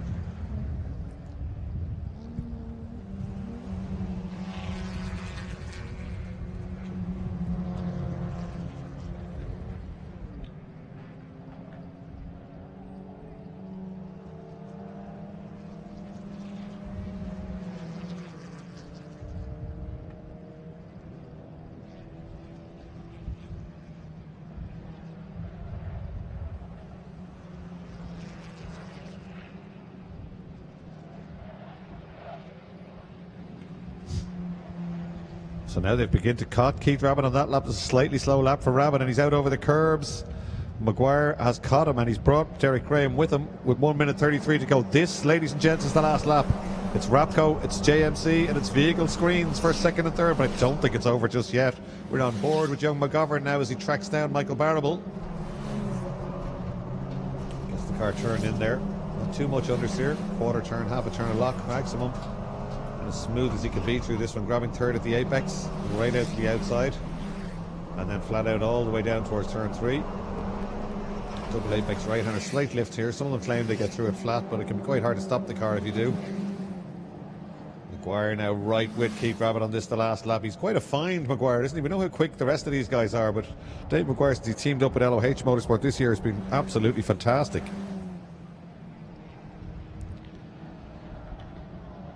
So Keith Rabbit, he's not going to hand this one away in the last lap, but Maguire very impressive here. Gets the run again. They both use all the curve on the way out. This is a good saloon car race between these guys, giving each other racing room all the way up through it.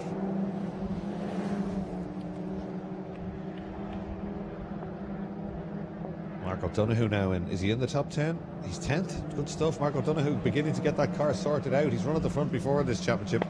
That'll give him a little bit of encouragement to go back and have another go at the car during the week before the next round. Oh, Maguire closing Rabbit down again. Oh, there's Patch the racing driver. Brian Matthews must be in a spot of bother. That's a shame. He's going nicely. He was in the middle of a serious scrap there with one of the, who was it he was scrapping with right down the field? They passed each other a load of times. Evan Harding, I think it was. They've been going at it. Last time through Bahrain's Bends. Now it's Rabbit, Maguire and Derek Graham. Maguire a little bit wide that time round. Straight back over the curb though. The Rapco car, 27 Rapco Keith Rabbit's company. He wraps a lot of the racing cars here at Mondello Park as well as commercial vans and vehicles. Second gear, third gear now heading for paddock corner. I don't think we're going to see a change here now. He's not quite close enough. Rabbit, Maguire, Derek Graham. Great race from these guys though. Michael Barrable getting more points in fourth place. Here they come, hard on the brakes, second gear for the last time. The checkered flag is ready below me. It looks like it's going to be Keith Rabbit, another man that'll party hard tonight. Carl Leonard and Keith Rabbit. Look at him in the car, he's already celebrating, he's jumping up and down in the car.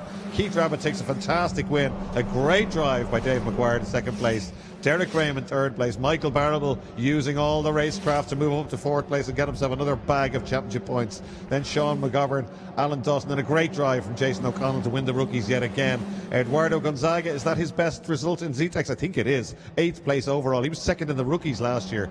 Then Mick Keogh, I'm aiming for a top 10, Leo. He said to me during the week, well, you've done it, Mick. Great job. Mark O'Donoghue getting his car going right again. 11th place, Josh Brown. Great drive. Ian Fishburne all the way from the back. Richie Byrne, Emma Dempsey, good run too, 14th. Then Lorcan McGivney, he'll be on the podium for the rookies. Then Garrett Burke, Cole McLaughlin, Kelsey Kirby, Matthew Tyrrell, Laura Hannon, James Byrne, Christian Brennan, Stephen Cullinan. And then we should have Evan Harding. Chloe Kellett, in fact, ahead of Evan Harding. Then it's Alan Turner and Hannah Selcy. And I think Brian Matthews may have rejoined. Patch the racing driver. He did. The boys sent him back out. JR. So great stuff from him. He'd be delighted. He was up here between race 1 and 2 and he was in great form. He said he knew it wasn't that slow, but he's gone really well. The car is vastly improved and he's enjoying his racing once again. So great to see it. It's just him to finish and that's us. There is your result. The Zetec Safety Solutions race. Keith Rabbit takes the win. Dave Maguire, Derek Graham, Michael Barrable, Sean McGovern, Alan Dawson, Jason O'Connell, Eduardo Gonzaga, Mick Keogh and Mark O'Donoghue rounds out the top 10. Absolutely fantastic racing from the Zetec Safety Solutions Zetecs. So next up is going to be Seat Supercups and ITCC and they'll be out on track in just a few minutes time.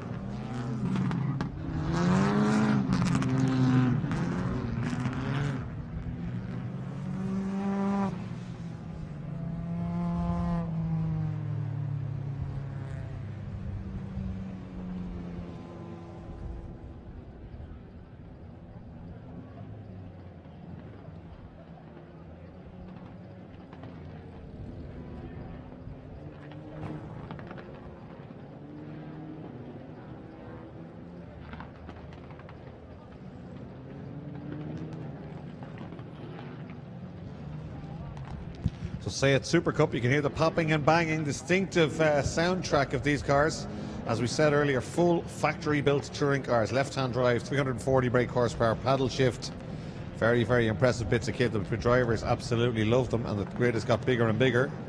Irish touring cars out there too, but they really have had a terrible time in terms of attrition. Stuart Curran, Gareth Hayden, Robert Savage, Keane Walsh, Owen Drought and Ian Stryker on the grid, but I know Owen Drought's not out there. I think we're missing somebody else as well. Ian Stryker going well. First day out, of course. Had a great run. A few practice starts being executed by the Seats there. In fact, all of them having a go as they come through paddock corner.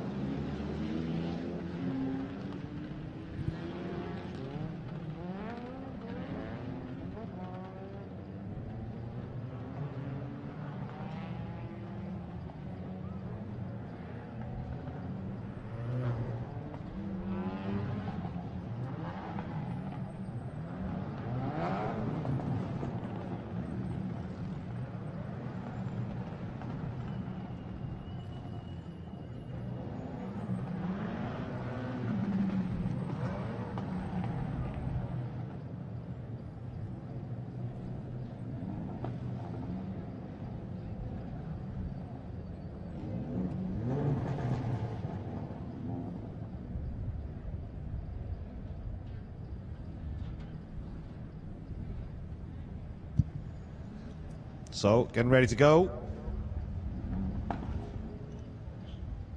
It's going to be Paul Parr on pole position, then Eddie Peterson, Brian Berry, Gary Corcoran, who went so well first time out, Harry McGovern, Dave Maguire, Graham McDonald, Shane Murphy, Sam Mansfield, Barry English, and Adrian McNally, 777. Then it's Stuart Curran in the Integra, Gareth Hayden in the Civic. He should be on the same row of the grid, but they're not. I think Curran a little bit too far forward, maybe, because they're supposed to be separate grids. Then Savage, Rob Savage in that beautiful, it's just been moved back by the officials. Rob Savage in that beautiful Honda Accord, and the flying Keane Walsh. He's been really the man of the moment in ITCC lately. Getting ready to go, and away they go. Great start from Eddie Peterson. The auto testers always make a good start from the outside the front row. Shane Murphy on the outside, door to door with Graham McDonald there as they head down towards turn one. Dave Maguire looking for a gap. Somebody, Shane Murphy down the outside. Maguire gets tipped around by somebody, not sure who that is. Murphy left out there. Here's all the Japanese equipment coming towards us. Lots of brake horsepower, great noise as they go by, but Hayden it is, I think, who leads it. Indeed it is. Keane Walsh all the way from the back though, having a look around the outside. Two Civics leading this one. Ian Stryker there in the Honda Cup. He's the only Honda Cup competitor. We had 4 or 5 of them initially, but he's going very well, not running slick tyres in that car, but he didn't drop him back in race 1. First race out in the beautifully prepared car. In fact, he's got by somebody on the way down towards turn 3. Savage is ahead of, I think, Rob Savage. Must be in trouble with the Accord. Peterson leads this one up the hill though. Berry, that is, I think, in 3rd place. They're all beginning to shuffle around a little bit. You'll get that with reverse grids, but Peterson got a great start. And it's Parr, Berry, Shane Murphy.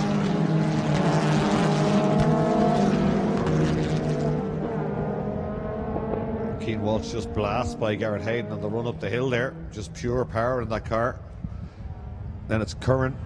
Oh, Hayden having to go back at him though, isn't he? Trying to get down the inside there. Then it's Curran, Stryker, and then Rob Savage. Here comes Peterson and Parr not letting him away at all. In fact, he's closed them down a little bit out of the international loop. They're both getting away from Berry, who's got a danger man behind him, 970, Shane Murphy. He won race 1. They've all got full power in this one. 340 according to my screen. Everyone on 340 brake horsepower. Peterson upsets the back of the car and kicks the tail out. Not something you want to be doing on cold tyres, but Eddie Peterson has wonderful car control. He's at years of auto testing. Was very quick in a few runs in the Punto as well. McGovern down the inside there, making up a place. It's Curran, Stryker and Savage now. 3 cars absolutely together. Walsh already up the road in touring cars. McGovern trying to make up places. He's now up to, he's in 7th place behind Graham McDonald. 2 places down from where he started though. Gary Corcoran with a lot of understeer in his car coming out of the first corner there.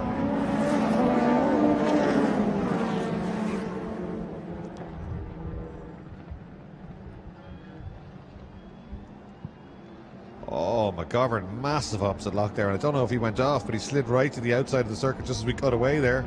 He's still there, he's not. It's waved yellow. Somebody's off at turn 3.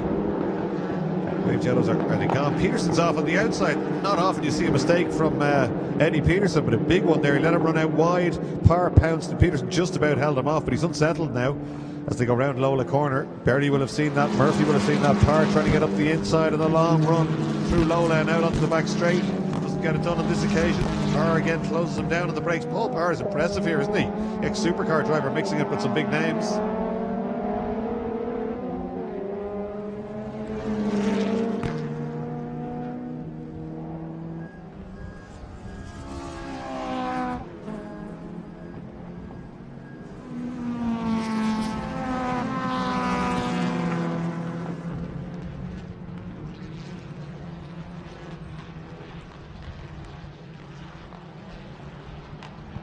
Peterson, Parr, Berry and Murphy, top 4. Gap back to Maguire. And it's Graham McDonald.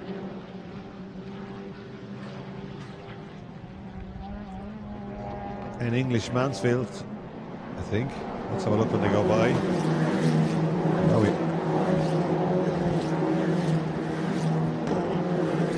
McGovern back down a couple of places. It's English Mansfield, McGovern now.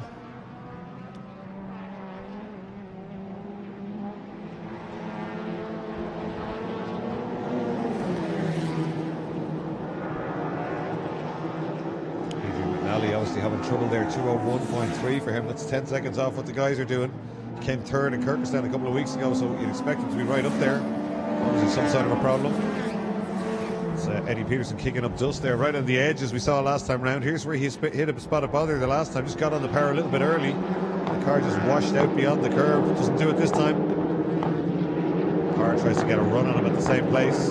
Berry, Shane Murphy, Dave Maguire, Graham McDonald, Barry English. Oh, sideways stuff from Parr and well held. Back in the car, moving around nicely, but a little bit too much. That's cost him a lot of time. And Berry has pounced. Berry on the outside, but Parr will go back at him on the brakes. And here's Shane Murphy down the inside. You can't leave a gap when Shane Murphy's beside you. But somehow Murphy hits the inside curve. They're all being very gentlemanly, and Berry gets around the outside and gets to keep his place.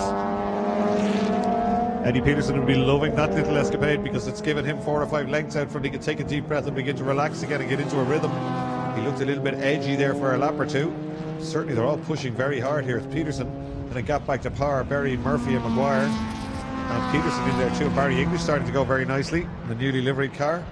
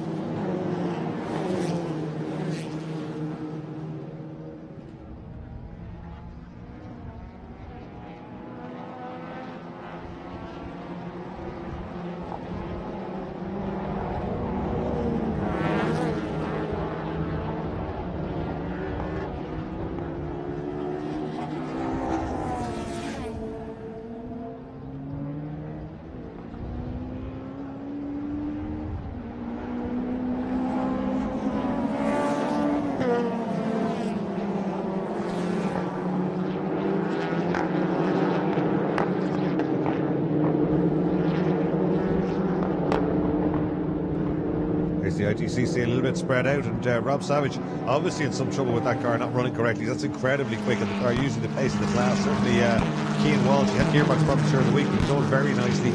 And Gareth Hayden has done a lot of work on the car since Bishop's Court. He had a massive gearbox failure in Bishop's Court and looking good, second place here. But Ian Stryker, very impressive. He's in a Honda Cup car on treaded tyres, not slicks, and he's closing down Rob Savage. Certainly the last lap he was a little bit quicker, I think. He was 6/10 quicker last time round. Back to the Sayets now, and it's Berry ahead of Parr now. Then Murphy and Maguire.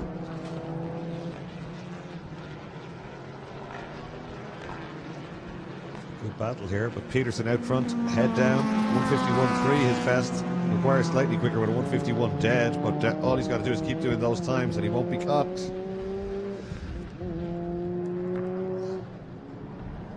Peterson again. Berry could be a danger though. He's got by Parr immediately pulling away. 51.8, his personal best that time round for Berry. Oh, confident stuff from Brian Berry. High and wide, a late turn in, door wide open behind him. Sam Mansfield has now tacked himself onto that lead group.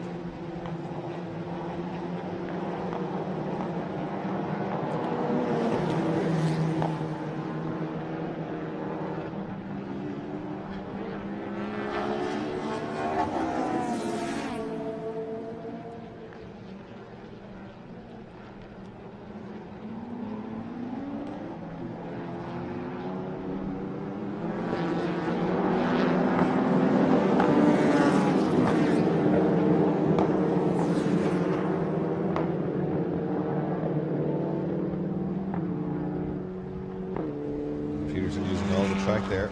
Parr, in fact, inching back up to Berry. I thought Berry was going to make a break. It doesn't look like it now. The danger man, Shane Murphy, right there too. Maguire, who was fastest lap of the race, is on Shane Murphy's bumper. McDonald right with him. Then Barry English, Sam Mansfield, Harry McGovern, Gary Corcoran and Adrian McNally. 6 minutes still to go in this one. Peterson leads.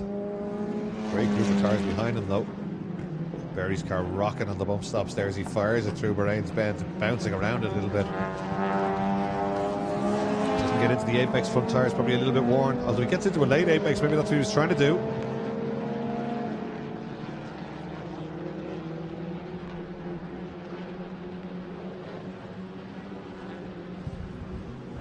Nobody having a look down the inside just yet, although Graham McDonald thinks about having a look at the InsureMyCars.ie machine of Dave Maguire.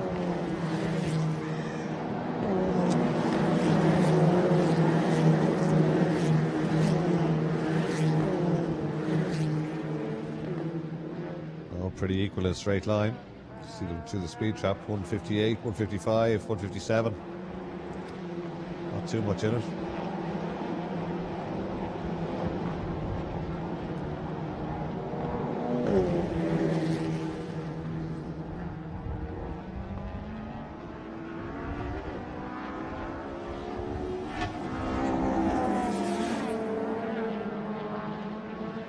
Peterson now 2.5 seconds up the road. Berry in second still. Car going really well in third place.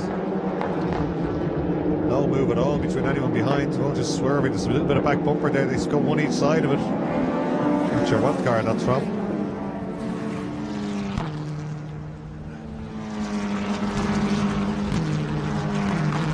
I would say it's pretty equal. Berry's now made a little bit of a break, and Shane Murphy perhaps a little bit closer to Parr than he was previously. 4.5 minutes to go on this one, and off he goes. Parr just understeer, couldn't keep it going there. It cost him one place only.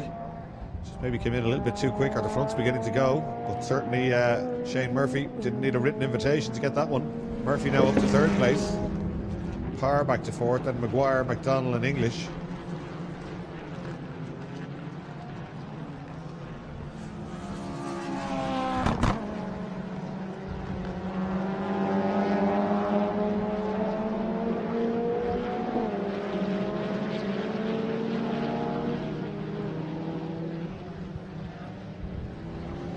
Peterson using all the curve on the way out there. The gap's still at 2.5 seconds. Let's see if it's any bigger this time round. 2.6 is a tenth quicker, that's all.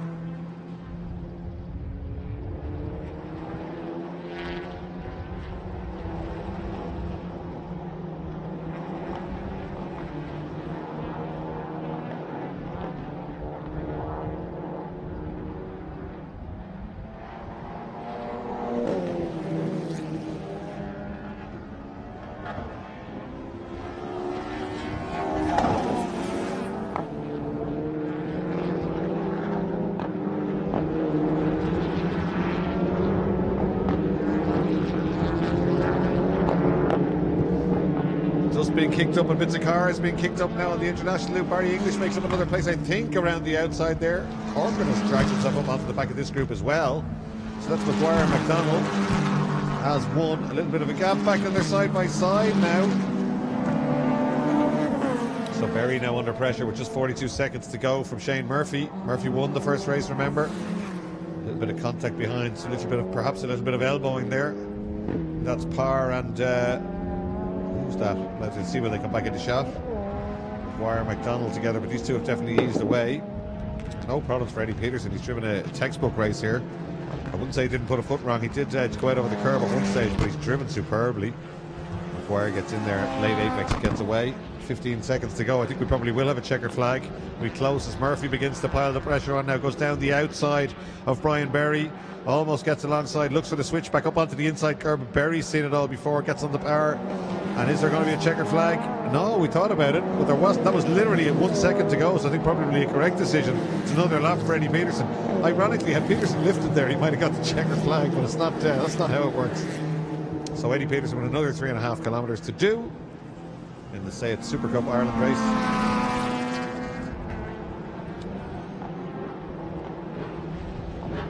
This is it now, final lap. Berry under one last attack from Murphy, who hops the car up over the inside curb. That inside curb upsets the cars a little bit down there.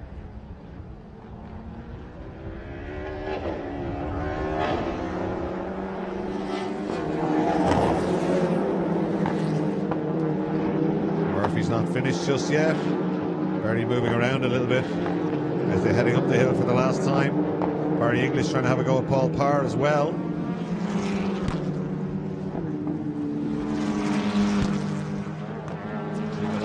Berry doing nicely here. He's not making any mistakes. Big pressure from one of the men who's won more save races than anybody else in this championship.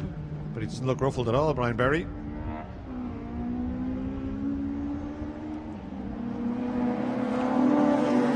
Eddie Peterson out front, Berry in second, Shane Murphy third.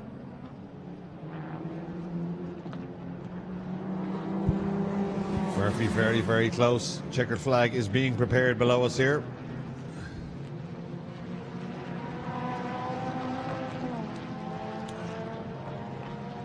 Oh, and the winner is stopping in the ITC cars out the back. He only had to get to the flag, but Cian Walsh with a massive lead in ITCC is stopping. He stopped at the back gate.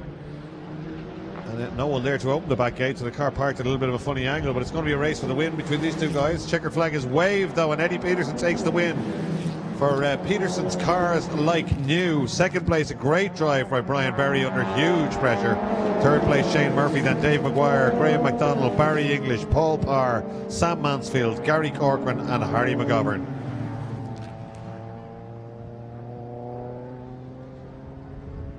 So that's the leader, that's the ITCC leader on the last lap, pulling in. McNally coming in as well, just a lap early, but Cian Walsh was absolutely dominating. He was 34 seconds ahead of the next competitor in ITCC, but he's pulled in, obviously can't make it to the line, and that is a shame. That means it's a straight race to the flag between Gareth Hayden and Ian Stryker, and they're out the back of the circuit. Here they are. This is it for the ITCC win overall. They're both going to get a win because that's a Super Touring car leading a Honda Cup car, but this is incredible stuff. This is for the ITCC win. It's Gareth Hayden and it's Ian Stryker on its first day racing in the class as they come down the Civic, just leading the Integra. A little bit of understeer there. Again, like to say, it's the front tires probably past their best.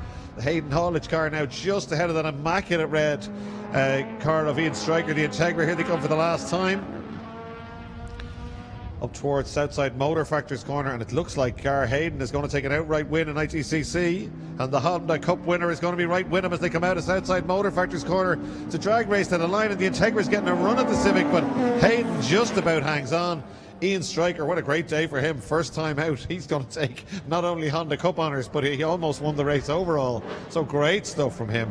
Here's Rob Savage at a greatly reduced pace, but he's leading the championship, I think, now probably, but he'll still get second place points in Super Touring, but that car obviously still needs a little bit of tweaking. When it's on song, there probably isn't another car in the class that can stay with it, but certainly it wasn't running correctly today, and it suffered in the heat the last time around. It was going into limp mode, but great stuff from the ITCC. We did get a lot of cars fell by the wayside, unfortunately, but a good last lap sprint to the flag. Gar Hayden takes the win just from Ian Stryker, and Rob Savage taking second in Super Touring. So there you go. Let's just say it's Super Cups.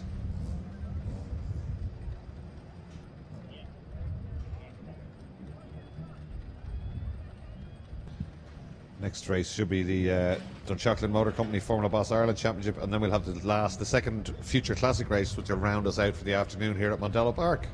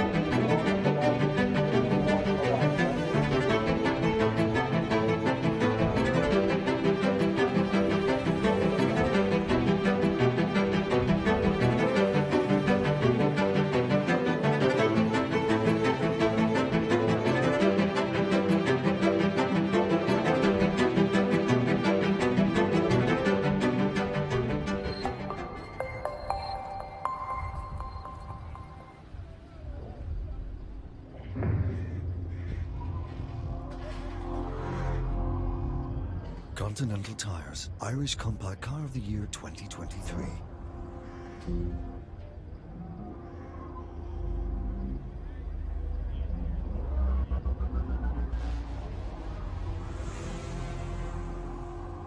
Speaks for itself. The new Opel Astra.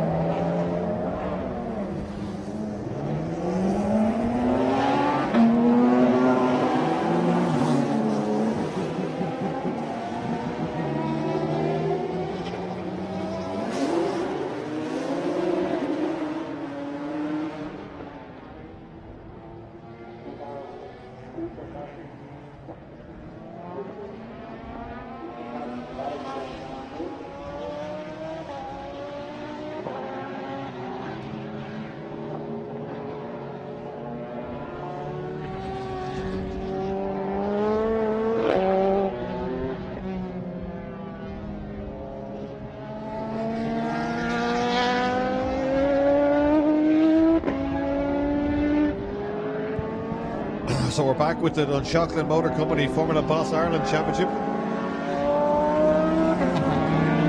lot of smoke from that car of Gary Graham there in front of the Renault. Lap. There's Jonathan Files. Files will be starting at the back. He won't stay there for too long. Well worth watching. Dan Daly goes through. Martin Daly goes through some very potent machines on the grid this time around. Tony Greenan going to start on pole position in the F3 car. 5.526 is qualifying time. Michael Roach next up. Shane Rabbit, Daniel Farty, Rob King.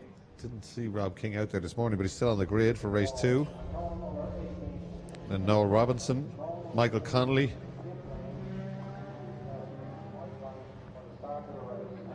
Roland Doherty, Martin Daly, Gary Graham, Dan Daly, Kaylee Cole.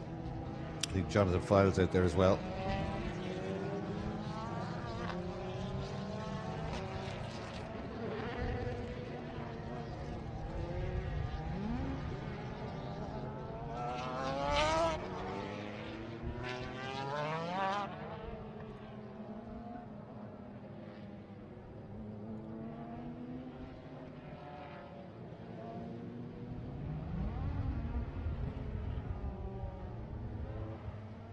Coming down to the grid now. Second last race of the weekend. Very successful two-day ICCR Digital Motorsports race meeting again at Mondello Park. We've had some great racing.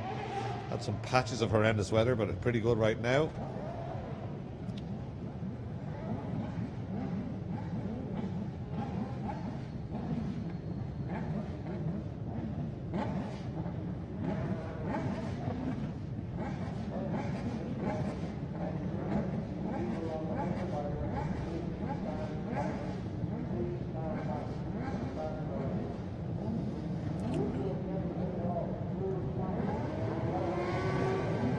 Getting ready to go. Can't see anyone really heading Tony Green in here. Away he goes. Great start from Daniel Fardy though, the outside of row 2. Dan Daly almost left on the grid, but he did get it going there. A couple of rolling starts at the back again. So Jonathan Files looking to fight his way around the outside there. Dan Daly bringing up the rear. I think he almost stalled off the grid there. In fact, it's not Roach. It is Roach has got ahead, and Greenan tries to sit around the outside of him at turn 3 and manages it. Can he get turned in? He can indeed, right round the outside to take his lead back. Robinson in 4th place. Files already passed plenty of cars there on the run down to turn 3 and right round the outside. The typical Jonathan Files stuff. Let's see how long before he arrives into the top 4. Although Robinson going a bit better this time around in 4th place. And Fardy, Connolly, here comes Files on the way up the hill, gets alongside. Goes through the Files, going high and wide. Connolly trying to get back at him, but can't on this occasion.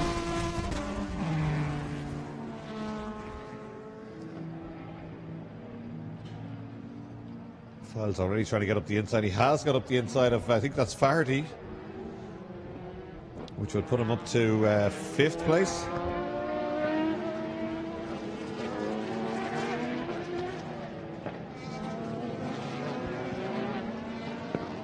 Martin Daly and Dan Daly now making their way from the back of the grid. Two very powerful cars. They've got a couple of slower cars in front. I think that's Kaylee Cole and Roland Doherty perhaps. Let's have a look. Certainly Tony Greenan way out in front. Michael Roach next up. And Shane Rabbit. And Noel Robinson. Noel Robinson with a massive speed in a straight line, as indeed is Michael Roach. Jonathan Files 194.2, quickest by a long way through the speed trap there. Remains to see if he can catch Noel Robinson and then Shane Rabbit.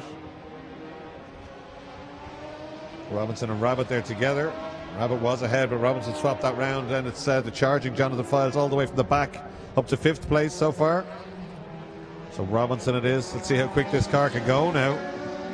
Shane Rabbit having a real go at him, but he won't have the power when they come onto the straight. There's a gap just beginning to open up now. The little Formula Renault just doesn't have the power that it needs.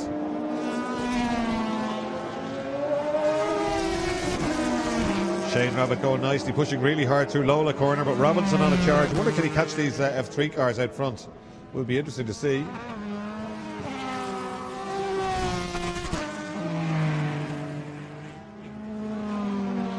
Might be able to catch Michael Roach, certainly. He's having a real go there as he flicks it through the right and then the left. Bahrain's Benz. Rabbit still having a go in 4th place overall, and around he goes. That's Robinson is gone. He spun off. Wonder can he get that car restarted? That's Files up a place. He can get it restarted and he can rejoin. There he goes.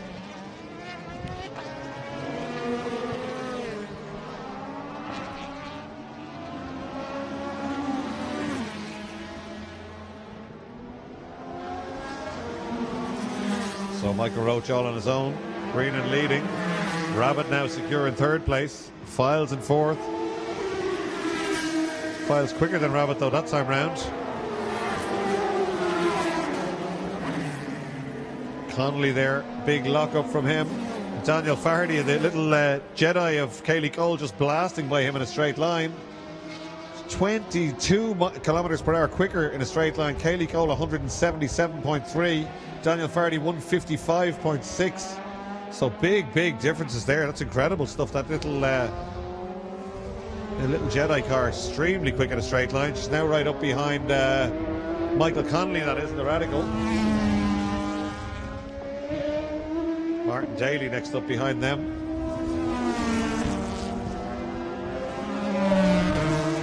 Out onto the international loop now.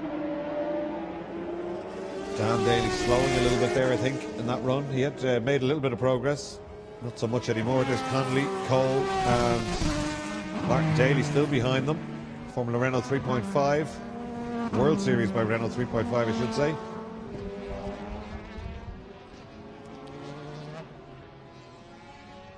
There's Dan Daly going through.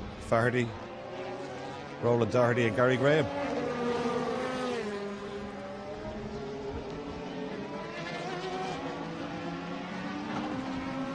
Conley locks the wheel there. Cayley Cole looks to get down the inside. Right behind him now, Martin Daly.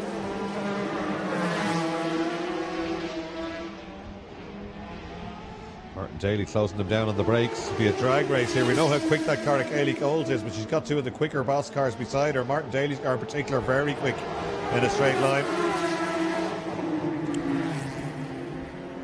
It's our leader coming around the S's. 9 minutes still to run in this one, so not even half distance yet. Plenty of racing still to do. Very spread out up front. It's Green and Roach and Rabbit. Files getting closer to Rabbit though. He's been quicker every lap, but only by less than a second. It'll take him a long time to get up there. And it's Robinson. Martin Daly's got by Cayley Cole. Dan Daly closing up on that group now.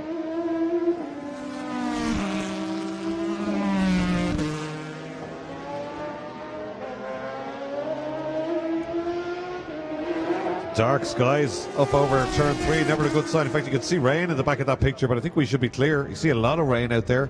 Just Future Classics to run after that, but thankfully it's still dry here. Martin Daly now trying to get a run at Connolly. Oh, and he has a go on the brakes down the inside from way back. Can he get it stopped? He can get it stopped. He was never anything but spectacular, Martin Daly, and he hasn't lost it at all. He hasn't been in the cockpit too much lately, but certainly that was very impressive stuff from Martin Daly. Big lunge down the inside. That's delayed both of them and allowed Cayley Cole to get up to them again. They had dropped her over the last lap. She's in the wheel tracks of the Radical now. They get around that long left-hander. Little Jedi more nimble, and she gets by on the exit there. He didn't get into an apex. Good stuff. Cayley Cole up a place. But Dan Daly definitely coming a little bit closer here. I think the Radical might be quicker than that Jedi in a straight line, but I'm not so sure. It's very, very quick. Oh, he's slowing. I think Connolly has got a problem. Very slow on the exit there. Dan Daly almost with him, but it can still pick up its skirts and run on the straight. Charges up to the back of that little motorbike engine car, but doesn't get alongside. So Cole up a place now. 7th place.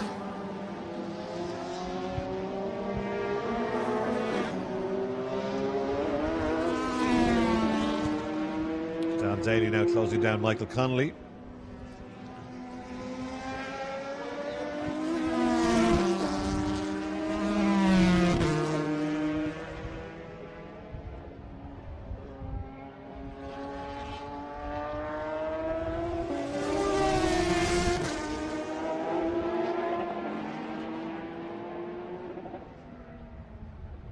So Green and Roach, Shane Rabbit, Jonathan Files, Noel Robinson and Martin Daly, the top 6 now.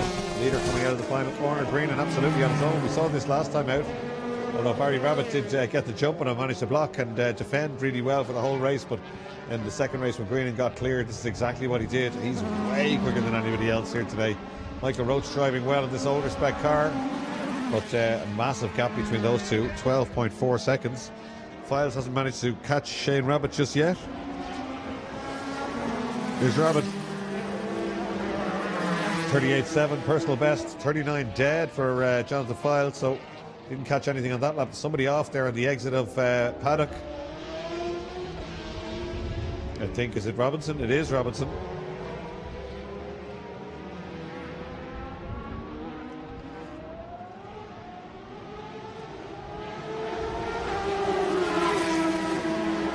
Martin Daly and Cayley Cole together going through waved yellows. That'll certainly get us a safety car, I'd imagine. 6 minutes to go on this one. 59% of the race completed.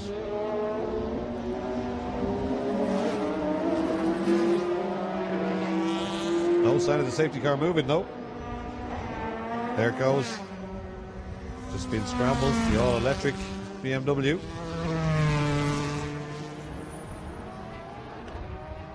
So heading out there trying to hook up with the leader who's way out in the international loop already.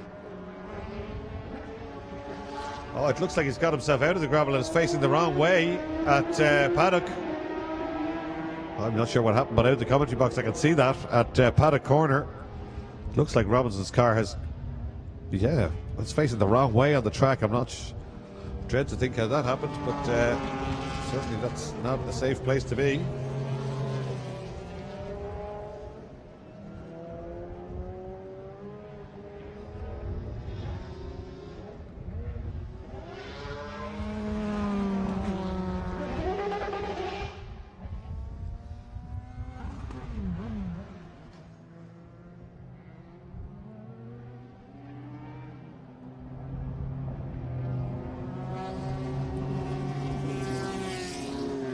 Well, he's managed to get the car turned around and back in the pit lane. So we won't need any recovery. We should be able to go pretty much straight away. 4 minutes 30 to go, but they have a full lap to do behind the safety car.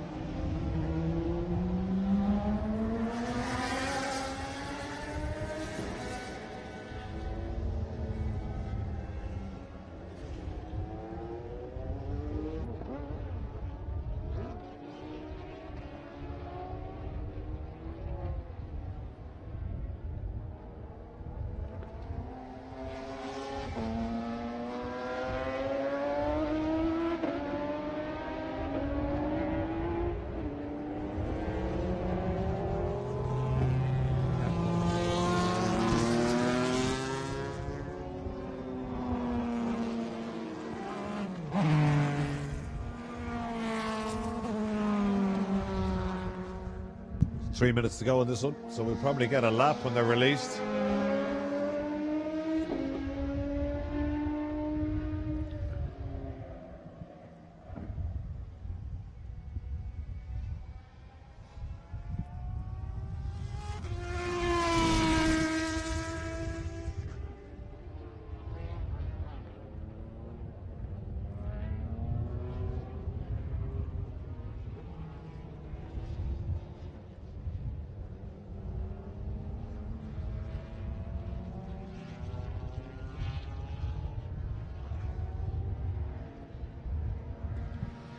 Lights are off on the safety car.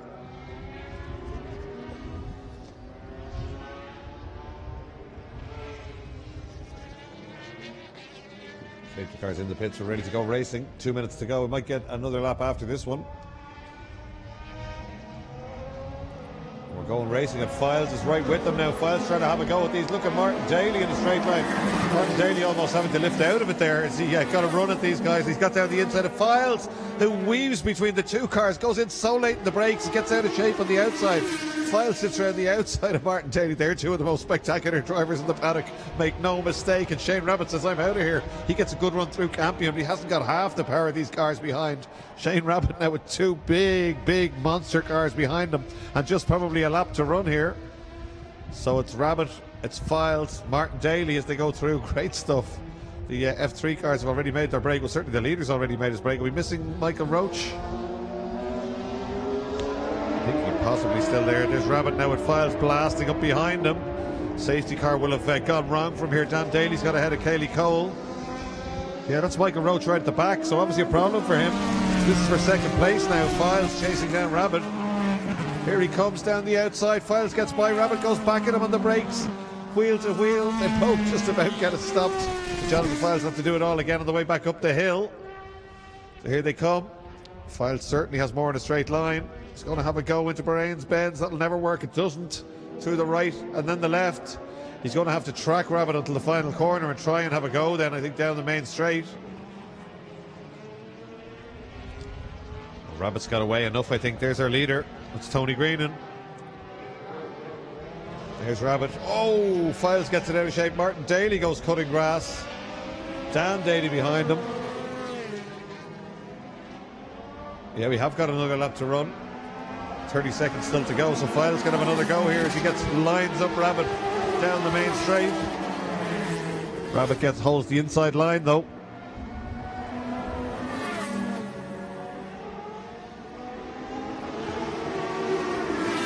Files car very quick in a straight line, but it does look like a little bit of a handful, even through Campion corner, a dab of opposite lock there.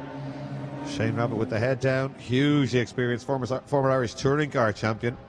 Had a race in an older Formula Renault, and then when Barry bought the F3 car, he did a deal to take over this Formula Renault, the newer type Formula Renault. Paddle shift, a little bit more aero, but it shouldn't be as quick as an F3 car. Files again with this run, using all the track, trying to get up to the back of that car. Files, has he done enough? He possibly has. Very committed down the inside. He's got it done. I think he's out of shape. Rabbit goes back at him, neck and neck, and Files should have the brake horsepower just about. Shane Rabbit gave him just the width of that car on the outside. Hard racing between these two guys. Files down the inside now, almost stopping the car at the apex. It doesn't work from Rabbit, takes it back, and Files has got to do it all again. Looks like Files is struggling to stop the car there, and Rabbit weaving around a bit there, and Files has another look. He's got down the inside again. Well, that's a cracking move by Files. Rabbit back to the outside, flicks it back to the inside again, but Files has that covered. These are two hard racers having a real go here, and Files hasn't got the grip, he hasn't got the downforce, but he certainly has the brake horsepower. So they're both using their the best abilities of their car, coming towards us for second place. Greenan takes the win. Fantastic stuff. Who's going to be second? It's not over yet. Rabbit gets a great run through the apex of Southside Motor Factory corner. Files is so sideways on the run to the line. Jonathan Files takes second place. A great drive by Shane Rabbit to third. And then it's Martin Daly going through. Cayley Cole and Dan Daly absolutely together. And then it's Connolly and Roland Doherty, I think that is. Indeed it is.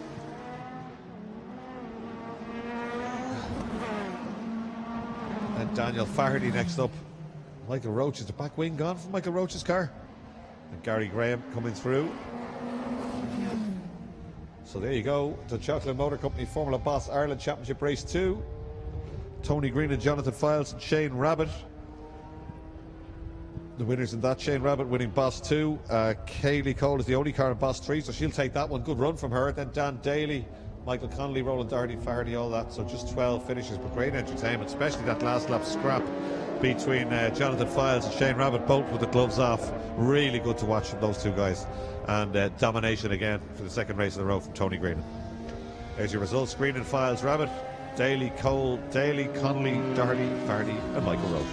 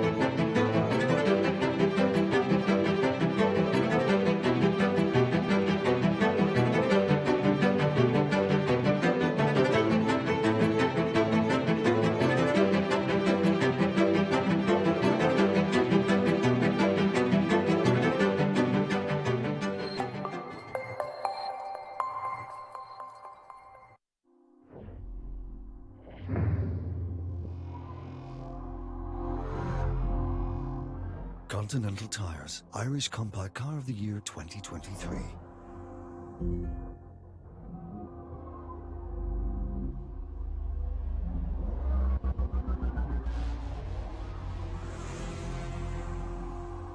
Speaks for itself. The new Opel Astra.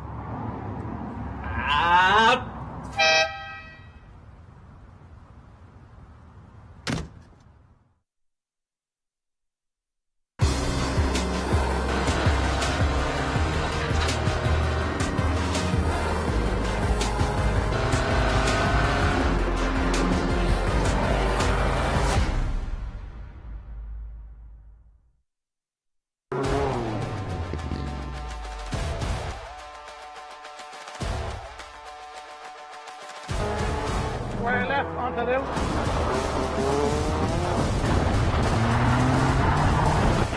Yeah, that's good. Good drive. Keep on. Keep on, keep on, keep on. Rev it up, rev it up. George, go, go, go. One right, immediately followed by a 5 right. Keep it in, keep it in, keep it in. Come on, keep on, keep on, keep on. Keep on, keep on, keep on. Come on, come on, keep going, keep going, keep going.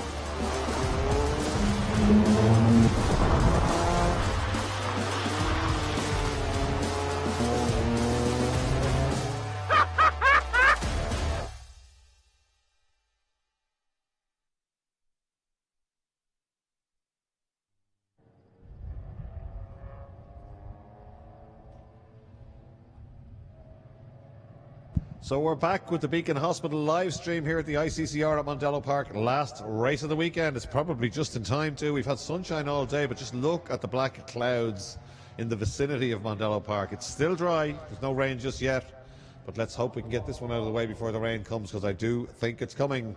This is the Precision Tint and Graphics Future Classics Championship. Had the usual barrier smashing time. We've had it the last few meetings now. And we had that this morning again, so that affected the race results. Winner on the road was not the winner of the race, so a few people are going to have to take it easy here and not break that barrier time. Number one being Ian Thornton on pole position in the top quality Tires.ie Zetec, a beautifully prepared car. Alongside him is the man that won the first race, Tom also working the Slaney View Motors Honda Civic. Then it's Paul Flanagan. Great he got back out. Paul obviously had some drive issues or some gearbox or some sort of collapsed suspension, it looks like, down at turn 1 in race 1. And then it's Rob Doherty from Ross Cray, number 27 in the Honda Civic. Another man that smashes barrier times regularly here, but has taken a race win last time out. So these cars perhaps just a little bit too strong, two of them for the barrier times. Maybe need a little bit of retuning or something like that. It's very difficult to get the car to do the barrier times. Moss O'Rourke telling us he could make that Honda Civic a lot quicker as a rally car, and if he lowered it or lightened it a bit more, but it'd be just too fast for the class then. Then David Hammond in the little Luna, watch out for him and Robbie Parks, and away they go. And it's Rob Doherty from the second row of the grid just blasting by Tomas O'Rourke on the outside, the black Honda, and he takes the lead. He did that last meeting here as well, so Doherty just driving by everyone down into turn one and taking the lead. Then it's Thornton, then it's Robbie Parks. Always makes a great start with that mid-engined MR2. Through Campion Corner now, and on the way out, it's O'Rourke back to third place. Flanagan back to fifth, and David Hammond in the little 1300cc Fiat Uno in sixth. Down to turn three now. They're all queuing up a little bit. It's Doherty, it's Thornton, it's O'Rourke, and it's Parks and Flanagan. And Hammond, Marmion in the future classic class.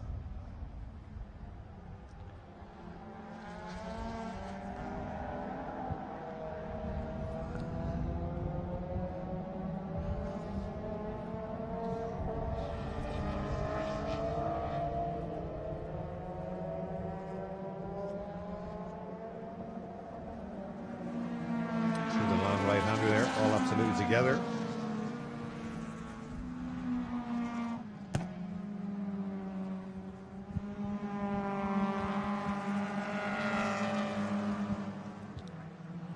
Doherty it is from Thornton, then O'Rourke. The MR2, beautifully liveried MR2 of Robbie Parks, the vertical hire machine. Flanagan then in the 172 Clio, and Hammond in the little Uno.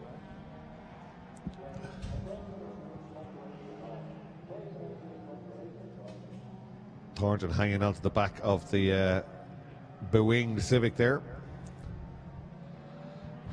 They're all through paddock corner for the first time, right out to the outside. First three together. Parks dropping back just a little bit. The MR2 looks a bit unwieldy, as indeed does the Uno there. Dab of opposite lock on the exit curve for Hammond that time. Out onto the main straight now.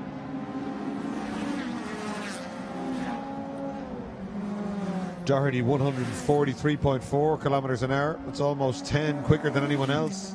Ian Thornton 137, 134 for Robbie Parks, 133 for Flanagan, 128 for the little Uno. Marmion 135.1. Well, that's interesting. He's as quick as any of the Super Future cars in a straight line with that Celica. 127 for Gilbert Clancy. Luke Marmion we're missing Phil Lawless. He's gone missing somewhere. On the opening lap, was running second in that one.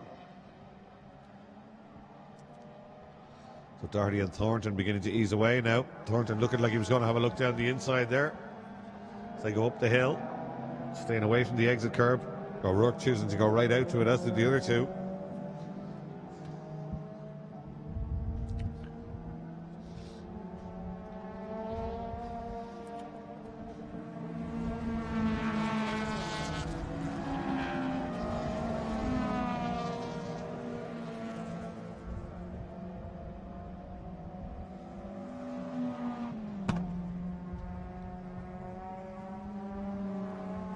Flanagan and Parks together now.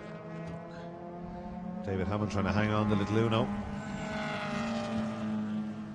The gap is gone. First two were well away.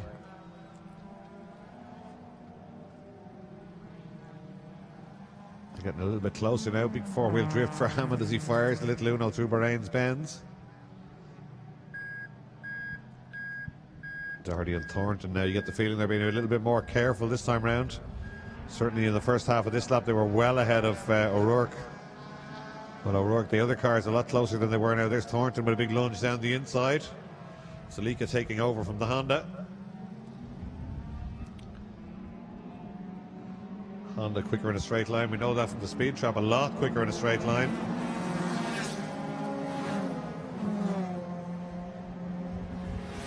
Well, Doherty goes through 121.7. He did 143.4 the last time going through the speed trap, so 20 kilometers an hour slower. Now it's Thornton leading again. Doherty in second place, O'Rourke in third. Paul Flanagan has broken the barrier time in the little Clio. 2:04.526.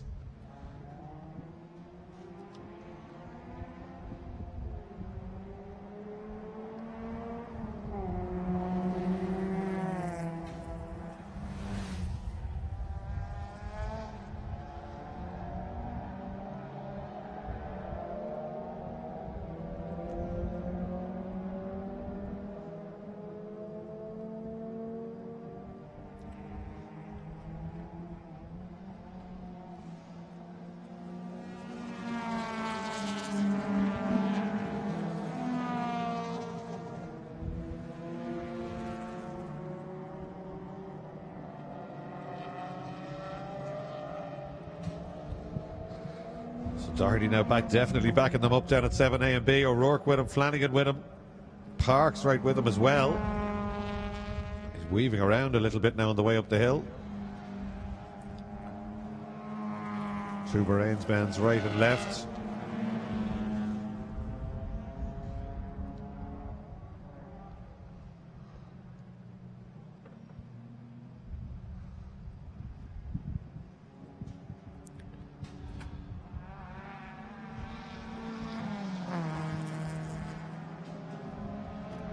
Thornton out in front.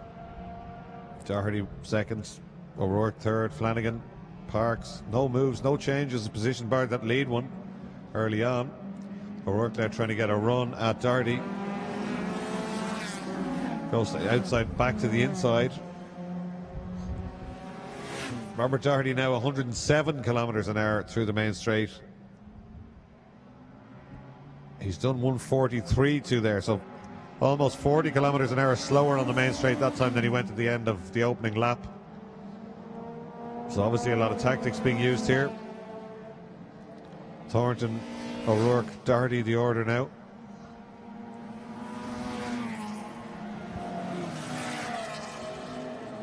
Flanagan the only one who's got a barrier time, who's got a penalty for barrier time just yet.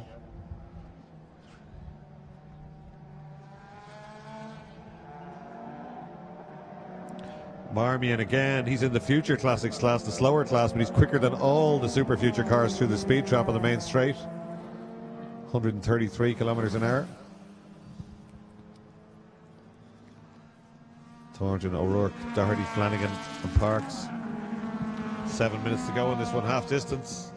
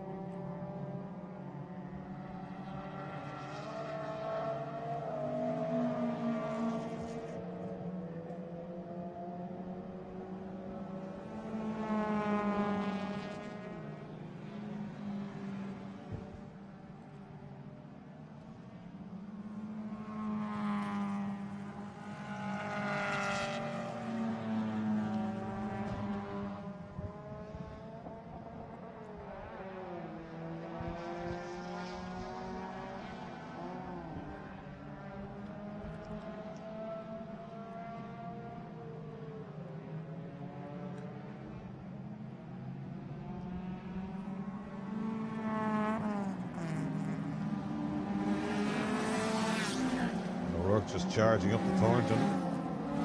Thornton 108 kilometres an hour through the speed trap, 136.7 for Tomas O'Rourke, 128 for Rob Doherty. Well, they're varying, vastly varying speeds through that speed trap. 108 for the leader. Marmion goes through 134.4 again, passes through the speed trap of all cars on the grid that time round.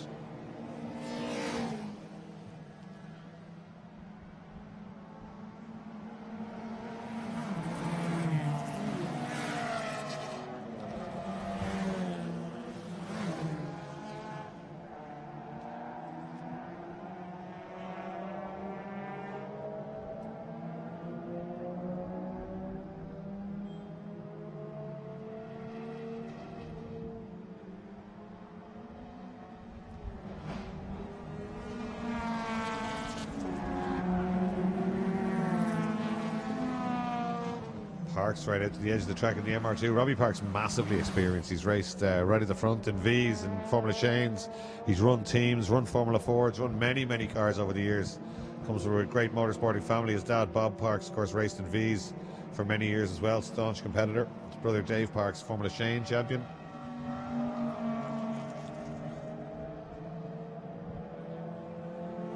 Oh, Parks just goes off. Commentator's curse, maybe. Cloud of smoke, and he disappears off at the outside. He's still going, but I don't know, was that a lockup or an engine issue? But certainly there's a lot of smoke came from the back of the car that time around.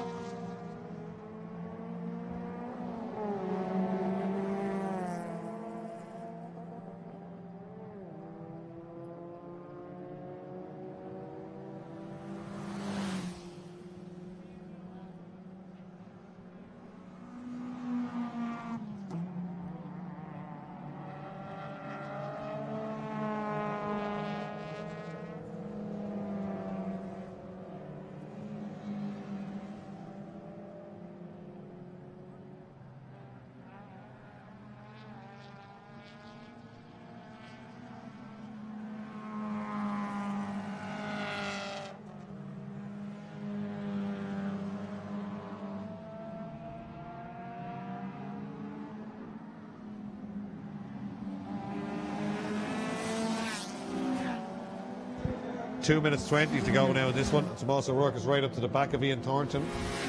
Oh, Thornton's just broken the barrier time though, 2:04.997, so that's going to put him back there. Tomas O'Rourke looking good for the double here. Nobody else near it. Dave Hammond, 2:05.366 in the Little Uno. He's not far off it either.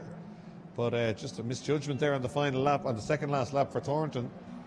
They might, will they get one more after this?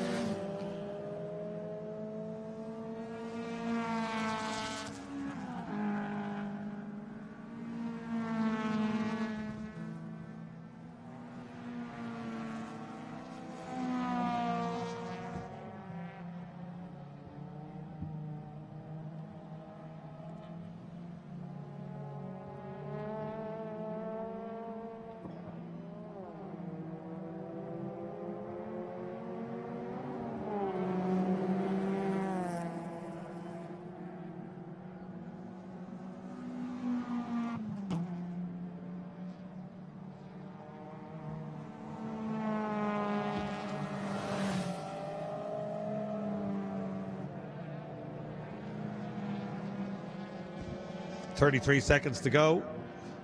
I think they should get they want to do a lot of lifting to make it last 33 seconds to get to the start-finish line. So I think they should be good for another lap here. But Thornton, 2:04.997. I don't see a penalty applied to him, though. Oh, 2:05.040, almost does it again. But his fastest lap showing a 2:04.997. But Paul Flanagan is showing a penalty, but Ian Thornton isn't.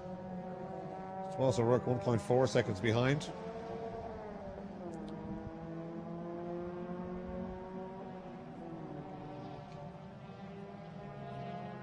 Thornton that time going through the speed trap at 105.7 as opposed to 137 for Tomas O'Rourke, is behind him on track. And still James Marmion, who's leading the slower future classic class, is quicker than all the cars in front through the speed trap as well in the Celica. This is last lap now, the clock is at 0. There's the barrier's just been applied, so the leader is Tomas O'Rourke. The second of the cars are watching on screen. Looks like if he doesn't break the barrier this time, he'll do the double. That's him there, Tomas O'Rourke, Slaney View Motors car. Won the race this morning and he's looking good for this one as well. That's our leader on the road, but he's just got himself a 10-second penalty. He's back, puts him back to 4th place.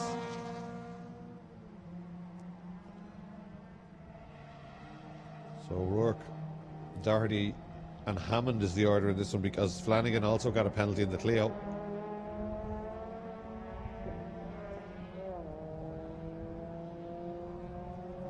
The car sitting very high, isn't it? Ex-rally car. O'Rourke, as we said at the last race, he was telling us that he could lower the car and probably lighten it a little bit, but it would probably be too quick for this class. It's perfect for it now, and he's proven that to us today. It looks like he's going to take 2 wins, add them up to the probably 200 wins or 150 wins his dad had here at Mondello Park over the years. Here's Tomas O'Rourke. Late on the brakes, down to 2nd gear. And the last corner of the last lap of the last race of ICCR Round 3 at Mondello Park. Thornton cruising down to the line, very slowly across the line. Almost dangerous stuff. Let's see, 96 kilometers an hour going across the line. There's Robbie Parks going through. I think they might need a rethink there, both on the national and international, with the barrier times. The drivers driving them really well, driving them hard. The cars are well prepared, but I think those barrier times might need a rethink in that class. We said it at the last race meeting. A lot of people said it at the last race meeting. It's a great class. The cars look brilliant. They're beautifully prepared. The drivers get on well. They work on each other's cars, but certainly there's cars that have been constantly breaking barrier times. Anyway, O'Rourke takes the win, and that one for Robert Doherty and David Hammond.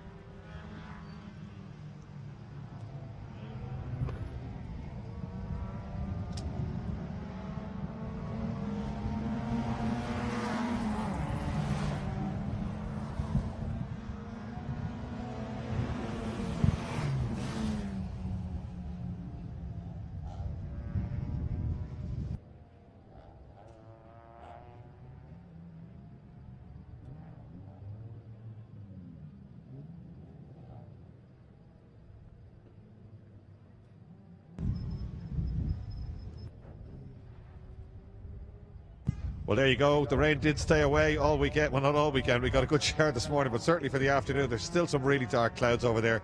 We got some fantastic racing. It's been really, really good. ICCR continues to impress. Great entertainment. I hope you enjoyed it on the stream as much as we did live here at Mondello Park. Some fantastic drives here this weekend. Boss Ireland, some of the Fiesta races gave us great entertainment, and many, many others. Michael Cullen, probably the star of the weekend. 4 wins across the weekend. Again, 2 in Strikers yesterday and 2 in Fiesta STs today. And add that to Dan Polly's win yesterday. That's 5 wins for LOH Motorsport, the local team here at Mondello Park. Very impressive stuff from them.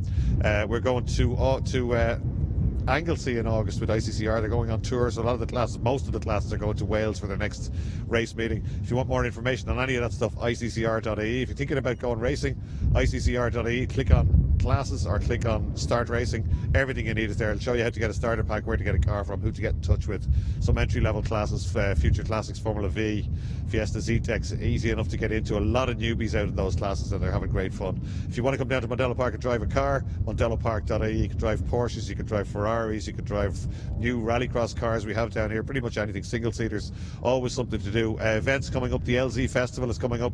That's going to be absolutely massive. You better get your tickets early for that one. We've got the Mondello Park Historic Festival coming up, a huge social event as well as a race meeting. We've got Formula 4 2000s and Formula 4 1600s coming from England for that, as well as the Guards trophies and 1960s sports cars and all the Irish historic classes. Period dressed encouraged, so get your dress out or your flat cap or whatever you want to wear and get down to the historic festival. So plenty happening at Mondello Park. But to Digital Motorsports ICCR, it's been a wonderful weekend, and hopefully we'll be back here shortly. I think September is the next ICCR weekend, and that's the return of the Leinster Trophy to Mondello Park. So tune in next time and we'll see you here back at Mondello Park.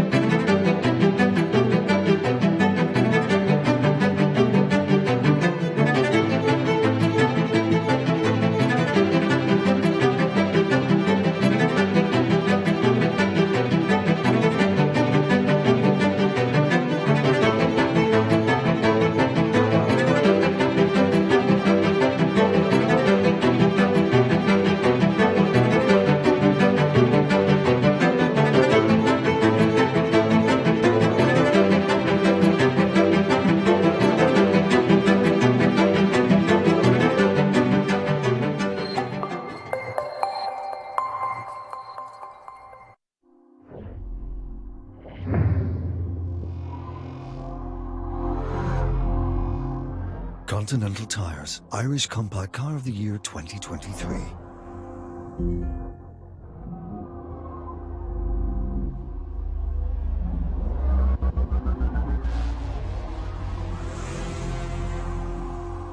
Speaks for itself. The new Opel Astra.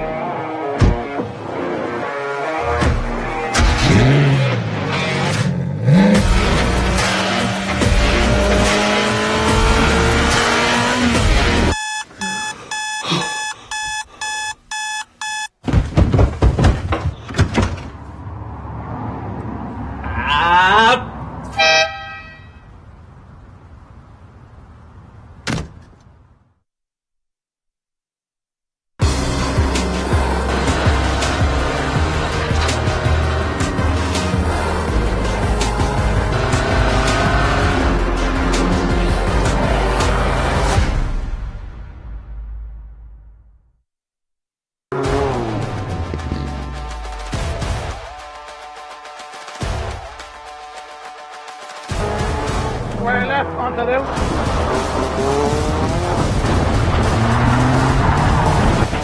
Yeah, that's good. Good drive. Keep going. Keep going, keep going, keep going. Rev it up, rev it up. George, go, go, go. One right, immediately followed by a 5 right. Keep it in, keep it in, keep it in. Come on, keep on, keep on, keep on.